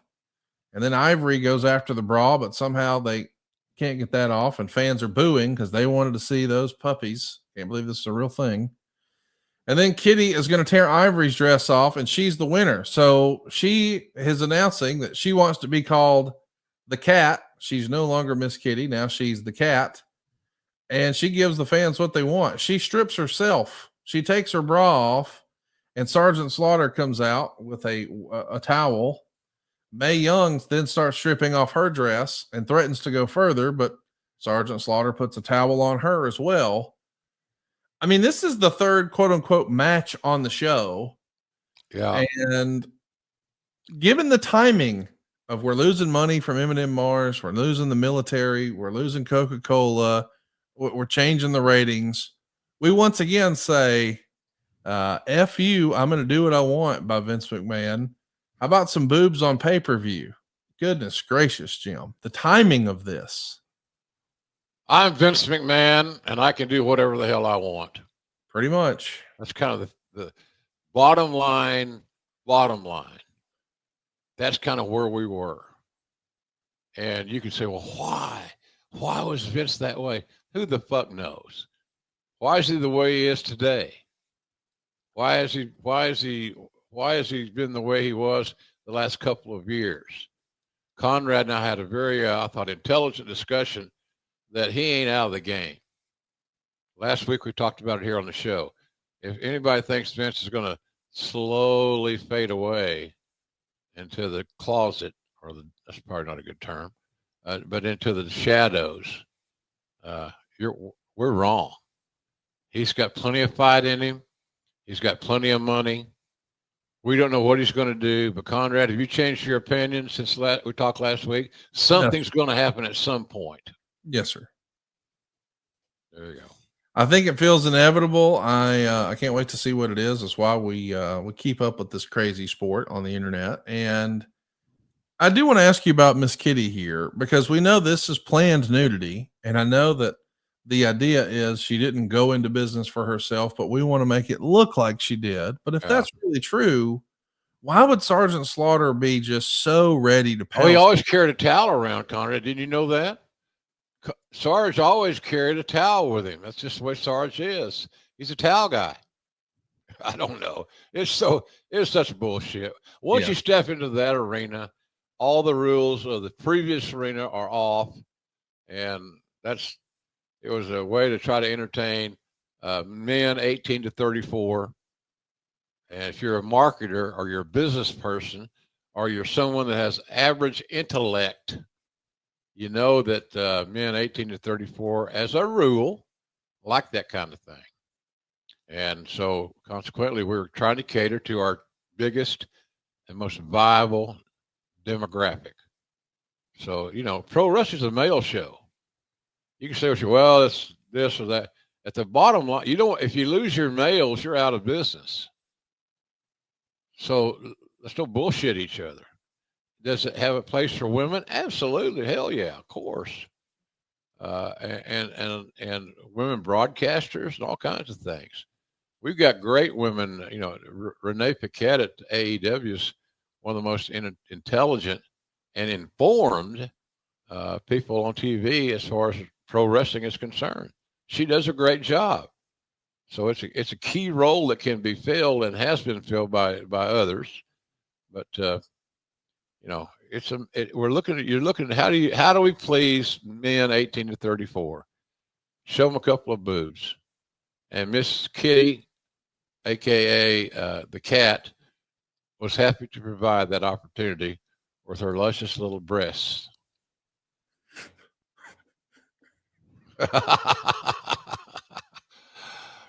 What's wrong, Connie? I don't know. It's just we're having a hell of a show here today. That's the thing about it. It's Christmas time, man.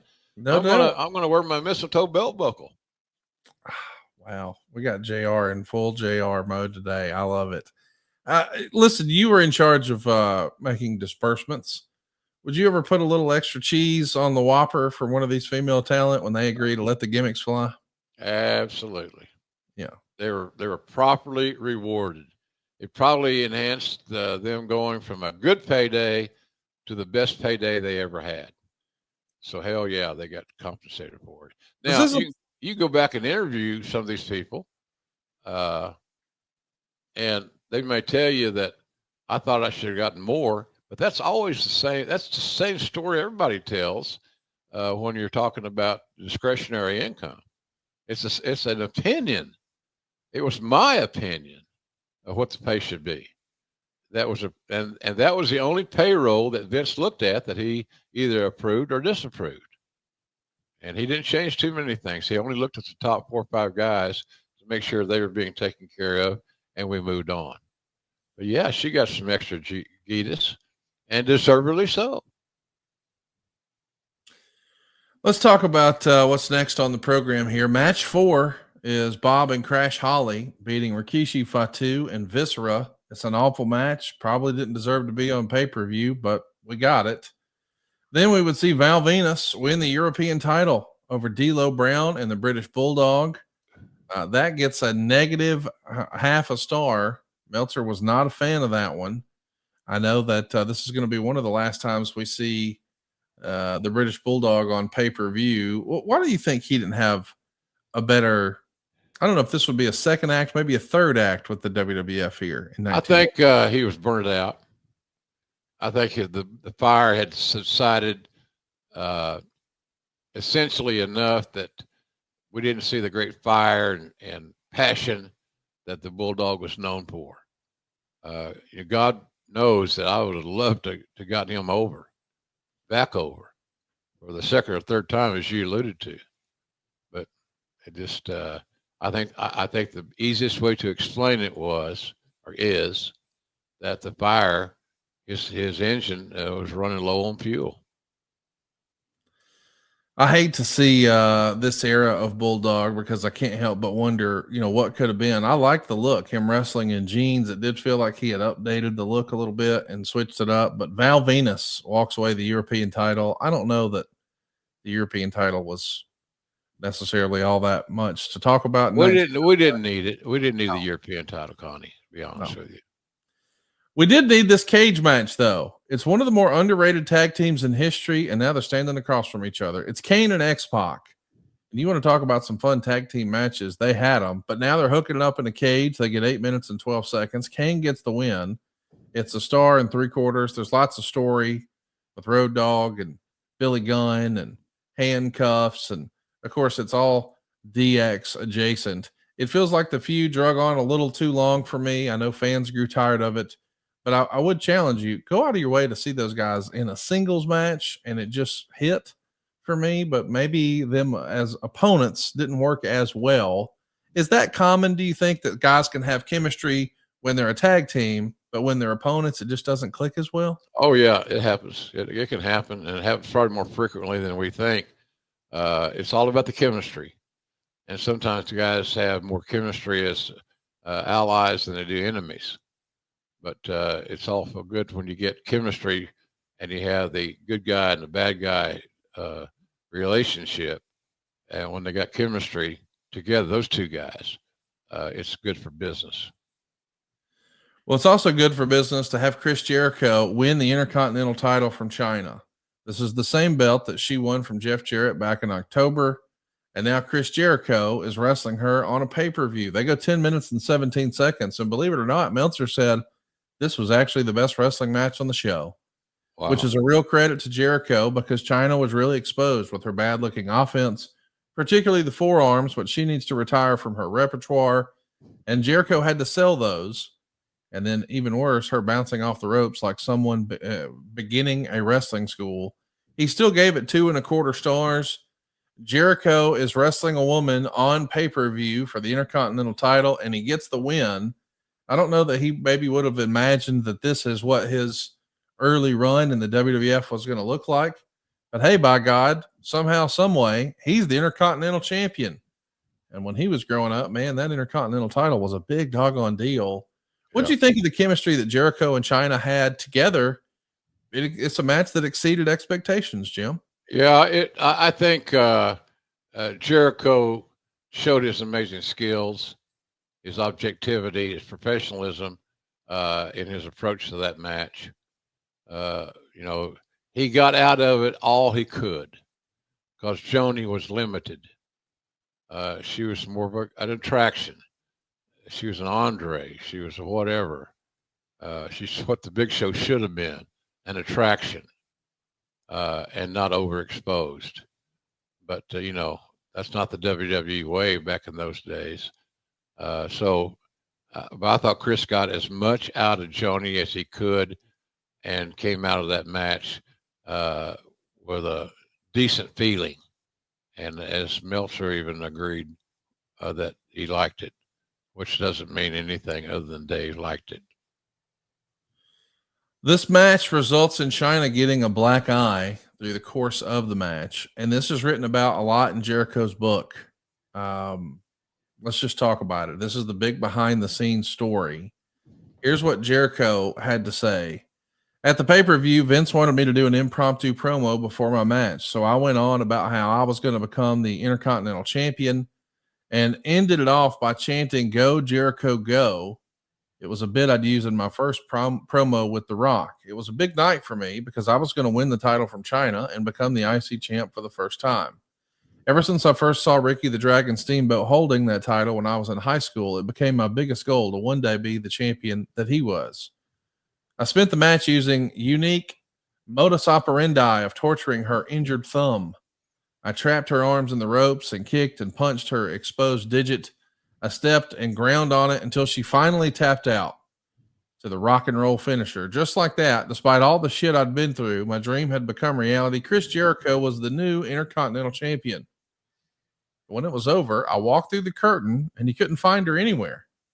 It was customary after a match to wait in guerrilla for your opponent so you could congratulate each other and thank each other for the match, but she was nowhere to be found.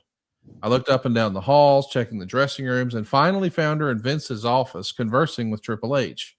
They stopped talking as soon as I walked in and looked up guiltily as if I'd caught them doing something wrong. I asked Chyna if everything was okay. She said, "Yeah, I'm fine." I said, "Good match. I thought it went really well, huh?" "Yeah, it was good," she said woodenly. I could tell she was upset about something, but I couldn't figure out what. We had just put on a hell of a performance. What was she mad about? Was she mad that she lost the title? Did she not like the way I put the match together? Had she run out of vanilla perfume? I noticed that she had the tiniest bit of a shiner under her eye, like she'd caught a stiff shot. When I worked with her, I knew there would be some live rounds thrown, and I had no problem with that. Neither did she. It was the way she liked to work. But I could tell I had interrupted something, so I thanked her again and left the office. And I could feel two pairs of eyes boring a hole in my back as I did. I wasn't going to let her blasé attitude spoil the fact that my childhood dream had come true. I was on a high and felt like the king of the world. I wanted that feeling to last forever, and it did for the next 24 hours or so. And then the House of Jericho cards came crashing down. And this is written about that there's going to be a situation on Tuesday that they hear about at the Torch. WCW reports on the 900 line are saying that the argument reached the point where McMahon offered Jericho his release if he wasn't happy. The Torch has learned that on late Tuesday, McMahon organized meetings with Jericho and some of his critics within the WWF to address the problems that led to backstage blow-ups. A source there said there was a lot of clearing of the air, and in the end, Sean Waltman agreed to work with Jericho and getting his ring psychology more in line with what the WWF was looking for. Quote, That's bullshit. It's so bullshit. It's and I'm sorry to interrupt your storytelling. No, tell me what happened. Well, you were there. What do you remember about this? Well, Jericho, people had a hard on for Jericho. It's the same thing that he was overcoming since day one when I hired him. He's too short. So the reason we don't want to hire this one of the best workers in the world is because your perception is he's too short. I call bullshit on that one. It's ridiculous. So it's just the fact that if the insiders that are closer to Vince, like Triple H at the time and others, that whole group, they saw Jericho as a threat. How in the hell would you want to eliminate one of your potentially best opponents over political bullshit, over jealousy? And that's all it boiled down to. That's all it boiled down to. X-Pac was going to work with Jericho to teach you the WWE way. What is the WWE way, for God's sakes? You know, we're tiptoeing through the tulips here. And I know X-Pac, an old school guy. He wanted to have wrestling matches. So did Jericho. So now you're on the same page. So what's the issue? What's the goddamn issue here? And it was just politically aimed, and it was not good. And this gave me something else to worry about.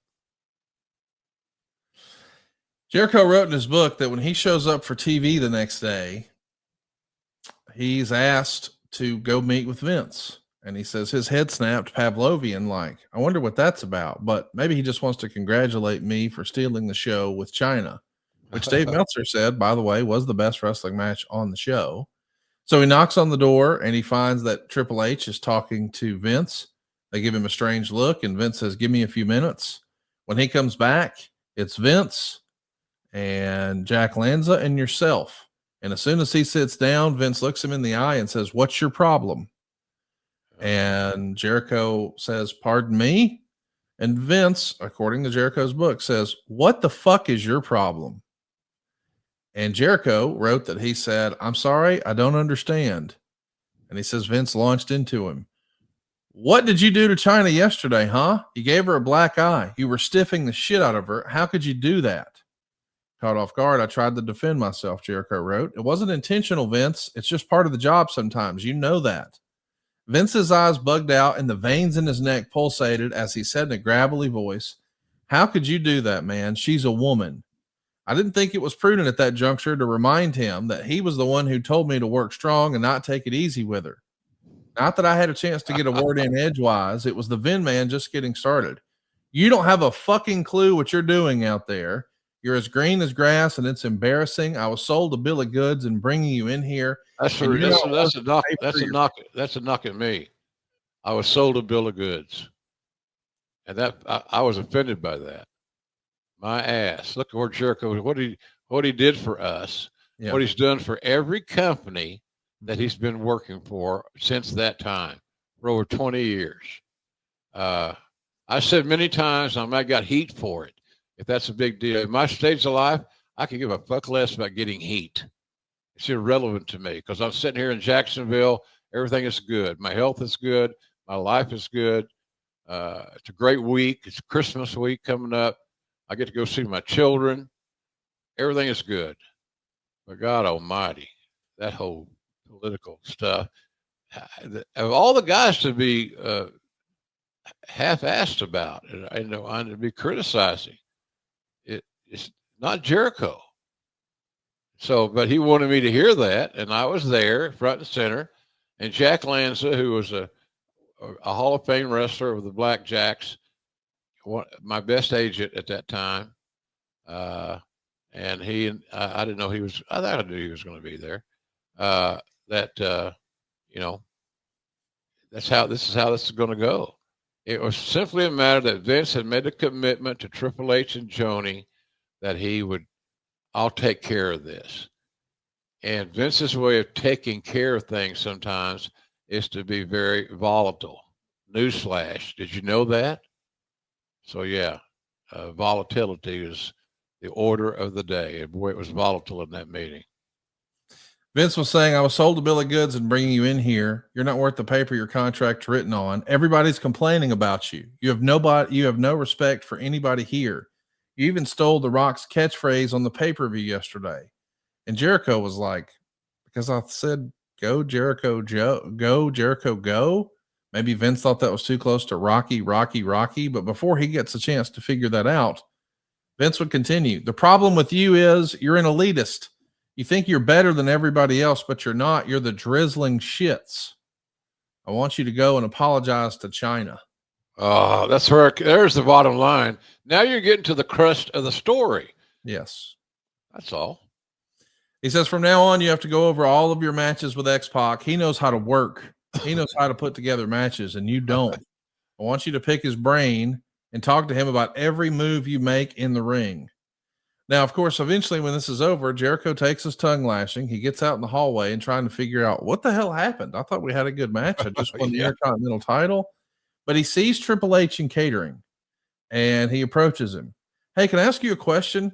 Do I have heat? And Jericho wrote, to his credit, he was totally honest with me. Yeah, you got a lot of heat. You got scorching heat. Why? Jericho said. Why? Well, ever since you got here, all you talk about is how you did things in WCW. You act like you have all the answers and know everything, like you're a huge star, but you haven't proven shit. We have a different way of doing things here, and you're not getting it. Goodness gracious. Triple H and Jericho not off to the best start. It does feel like when Vince demands you go apologize to China and you go learn how to work from X-Pac. I don't care what everybody says. This has Triple H's fingerprints all over it. Do you think the die was cast that he and Jericho were going to be political? More than rivals. Yes. They're going to end up being more than rivals. Okay. And I had no problem with that. Because when I book your ass, I expect productivity. I expect a great performance. And above all, give the fans their money's worth. That's what I think. And if they didn't like each other, I could give a shit less. It's irrelevant to me. So, it was a course of the day in the soap opera world of pro wrestling. Sometimes the stories told behind the scenes were more entertaining and more productive than those that were put on television. This is one of those times. I do want to ask you, I feel like when we read that, everyone who hears this understands what's going on. This is just Triple H looking out for his, at the time, girlfriend and his friend, and he's got that WWF blood pumping through. Okay, I got it. But there was a scuttlebutt in the newsletters that said that Stevie Richards actually got injured by Chris Jericho. When Jericho threw him too hard out of the ring, and that caused Stevie to land awkwardly on his leg and break his ankle. So he's wearing a boot and trying to just walk it off rather than having surgery. And I know that, hey, this ain't ballet. Things happen. I've never talked to Stevie Richards about this. I don't know that he feels like it was intentional. He does have a YouTube channel. Maybe he can respond to it. But do you remember there being other instances where it felt like Jericho was getting a rep for hurting people? Or was this truly the first time you heard about it with the whole China black eye thing? That's the first time I heard about it. The China black eye thing, I just wrote off as cost of doing business. That's right. That's right. I mean, hell, like I've said many times, it ain't ballet. And sometimes an errant shot gets in there and you get a little shiner. Big deal. It'll be gone in a couple of days. So I never heard any negativity from Stevie Richards, and I've communicated with him on a regular basis. Good guy, smart guy, really smart guy. Too smart to be in the wrestling business as a preliminary boy, in my opinion. So he had to be in a special situation, a special place to get significant value out of his talents. But a great guy. A guy I would have kept in the locker room, quite frankly, because he's smart and he's problem-free and he's reliable. Reliability. Here we go again. So, but I didn't hear it about that. I just thought the China thing I didn't even consider as an issue. It was a huge issue. I didn't consider it any issue. Stevie, I felt like just took a bad bump out of the ring and landed wrong, which can happen to anybody at any time. That's what happens when you go outside the ring. I think that's another issue that if I had power as a commissioner of pro wrestling, we're going to go outside the ring less. Yeah. Because the more we do it, the more it waters it down. We're going to go outside the ring less. And that'll make everything better at the end of the day over time. So, but no, Jericho didn't have a reputation for hurting people. He did have a reputation for working snug. But that's what you want. I think that's what I wanted. So he was giving me what I wanted, whether it was good, bad, or indifferent. And I appreciated it. He worked snug. He's a Canadian, Stu Hart trained. That's all he knew. It's just like Benoit. He worked snug. Next up, we got Rock and Mankind taking on the New Age Outlaws here. This is all Armageddon 99. We had to do our little sidetrack for Jericho, but in the end, Rock and Mankind get their hand raised. 16 minutes and 28 seconds. It kind of is what it is. We do see. I mean, what do you think about the involvement of Al Snow? And I mean, he's running in here and hitting Mankind with the head. Like Al Snow as a heel, it's hard for me to wrap my head around. Like it feels like this was a largely comedy act that was getting over and fans were getting behind it. Yeah. I understand that he's real life friends with Mick Foley, but Al Snow should have been a baby face forever and ever with this gimmick, I think. I think so. I agree with you. It was anytime you got a character that makes you laugh, that character should more than likely be a babyface. If you're a heel and you're working in the ring in your matches to get laughs, you're swimming upstream and you're stupid. You don't want the audience, if you're an antagonist, a villain, to like you. You're working against yourself. So I agree with that, Conrad. Al was too entertaining. And that's not a knock on Al. Al was a good soldier. What happened to his voice? God, I saw him someplace the other day, maybe WrestleCon or something. God, his voice sounded like, I don't know what. It's like he'd been gargling, motor oil. That's what he was doing. Yeah, that's how he got so big and strong, gargling motor oil. He is a big guy. Big Show is going to pin Big Boss Man here to retain the world title. You may have wondered, hey, is this because they were riding around caskets in graveyards? Yes, it was. It was also for the world title. It went 3 minutes and 11 seconds. Big Show quickly dispenses a Big Boss Man, probably the most throwaway world title match in pay-per-view history. Him coming out here in a t-shirt and gym shorts is probably not the best way to showcase his size either. In hindsight, we probably should have spent a little more time figuring out how to best showcase and highlight the Big Show rather than just these shorts and t-shirt, in my opinion. Yeah, do you think? He should have been seen seldomly and always impactfully, as Andre was for many years before he started getting overexposed. If you have a designated attraction guy, then I think that's one of the reasons Flair got over so much, is that he was he wasn't overexposed in the Carolinas, for example. His home territory he stayed out of as the NWA champion, so it kept him fresh, and that's good. And he took advantage of that to help lay the foundation for an amazing career. So, but Big Show was overexposed. Simple as that. From day one, overexposed. It's a new toy. And I know Shane McMahon especially was an advocate of his and wanted to see him more often than not.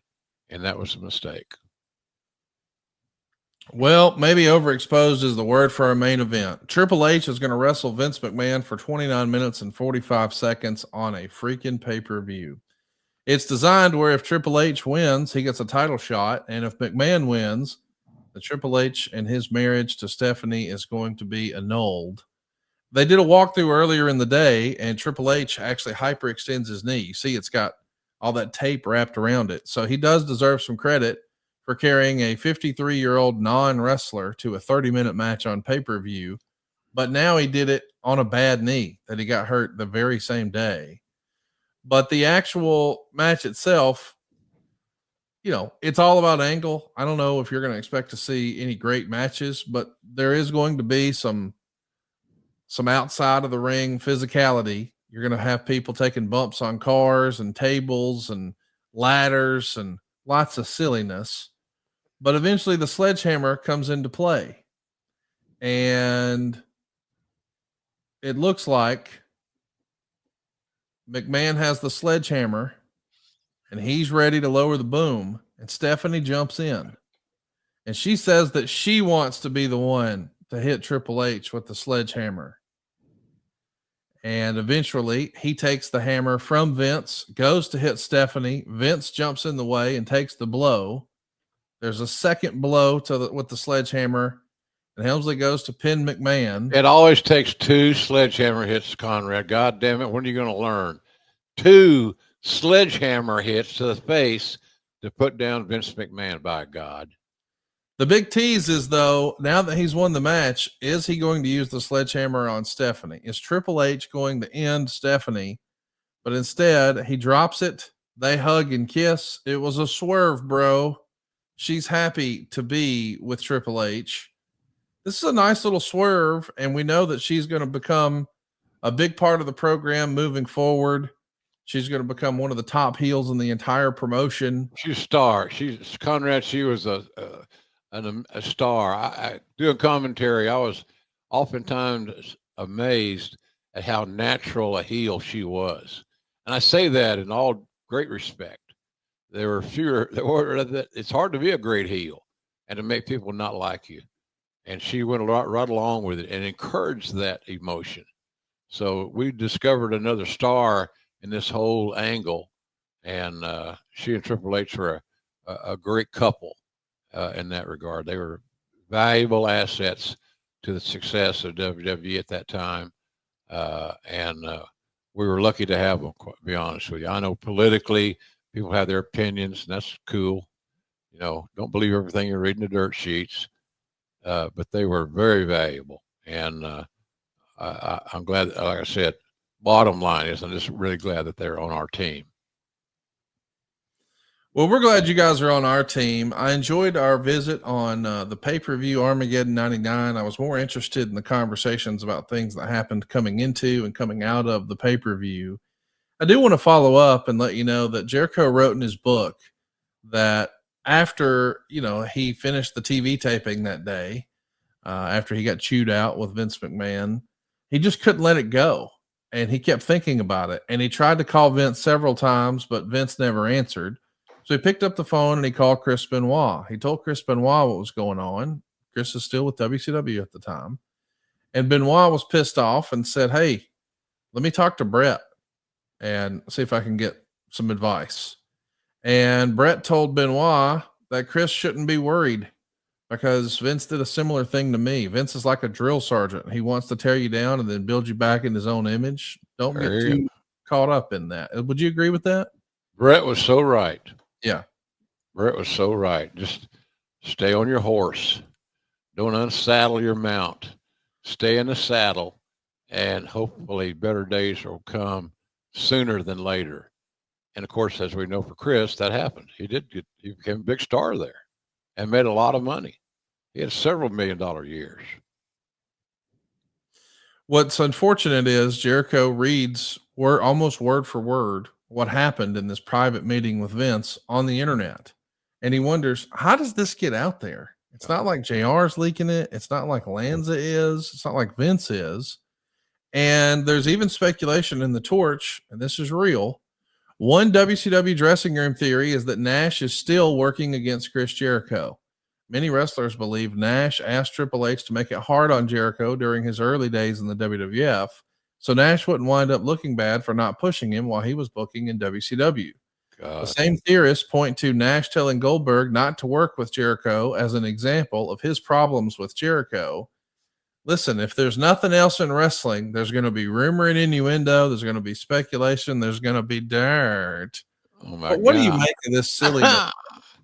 The Kevin Nash gives a shit what happens in the WWF. That's hard for me to imagine. That's bullshit. It's getting pretty deep. It's pretty conspiracy theory oriented.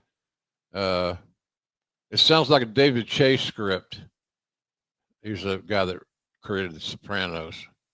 There's always something going on. Yeah, I never knew what to expect when I got to work. I certainly didn't know what to expect when I got to TV. Everybody wanted to see JR or Vince. Vince saw much fewer of them than did I. And, but it was always an adventure, always something. I remember when China was going out and she had her contract demands that I made clear to her we could not adhere to. I can't pay you that. She wanted $1 million a year guarantee. Because if Steve got it, she wanted it. Steve meaning Austin. So what she's doing, she's putting herself on the same level in the same place as Stone Cold. I couldn't see that. I thought she'd make more than $1 million, and she did. More more than one time, but she had this thing where she felt like, and I understand her drive, but I couldn't justify paying her that guarantee. It's $19,000 a week and change. So it was just, and she was in my office every day for weeks. About to drive me nuts. So I finally told her, we're not going to renew your deal. And there's where she snapped a little bit. She didn't think it'd go that far. God bless her. But it did. Speaking of going that far, I don't think a lot of people really thought it would go that far. We would see nudity on a WWF pay-per-view.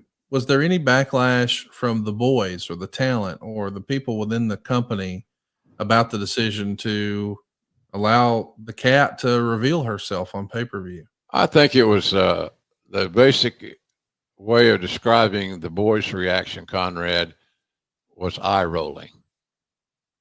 They would say, "What the fuck are we doing?" Yeah. And I had no answer for them.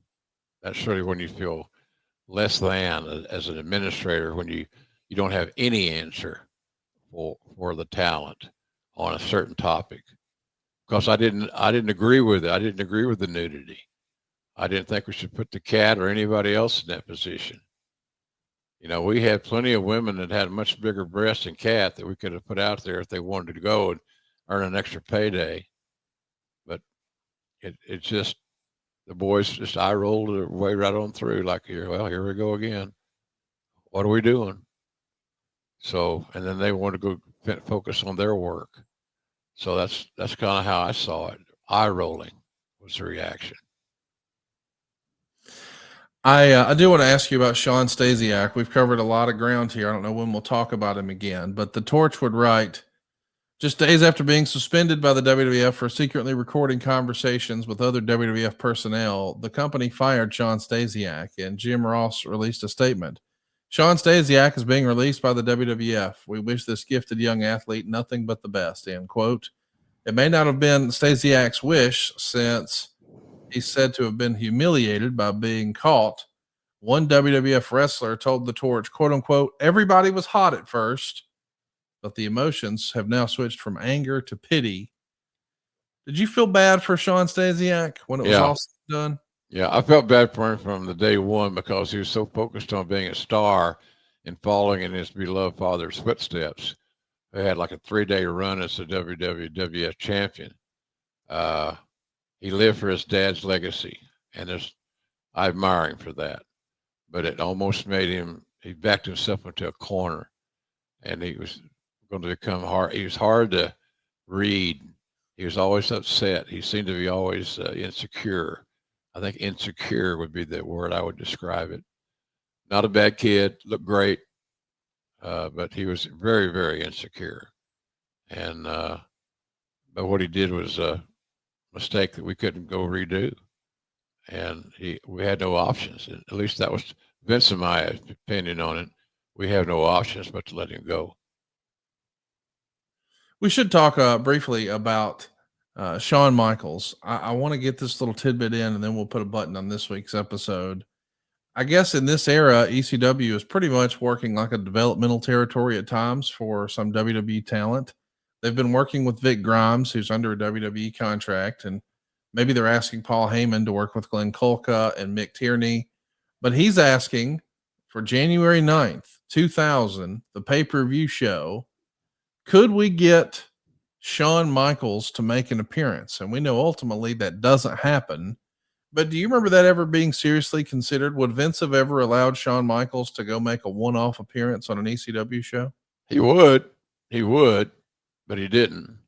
I don't know how strongly it was pitched to Vince for Shawn to be a part of an ECW pay-per-view, but we had a working relationship with Paul Heyman and ECW. So the way I look at it, if that's your partner, you do anything you can to help him be more successful.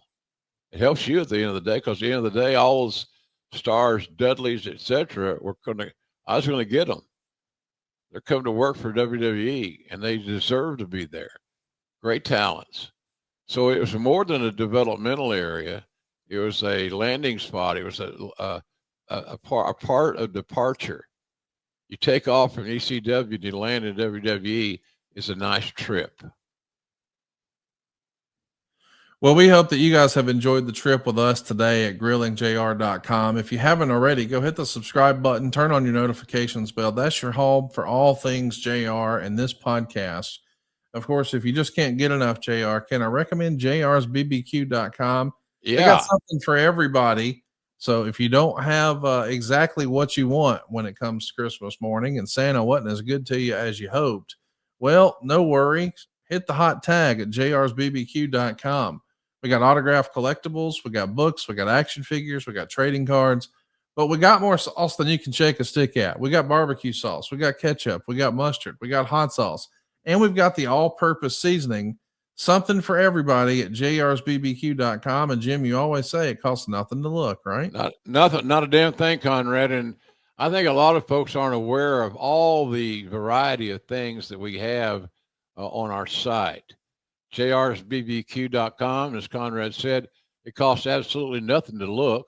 So check it out. And I think there's a place in there where you can share your email.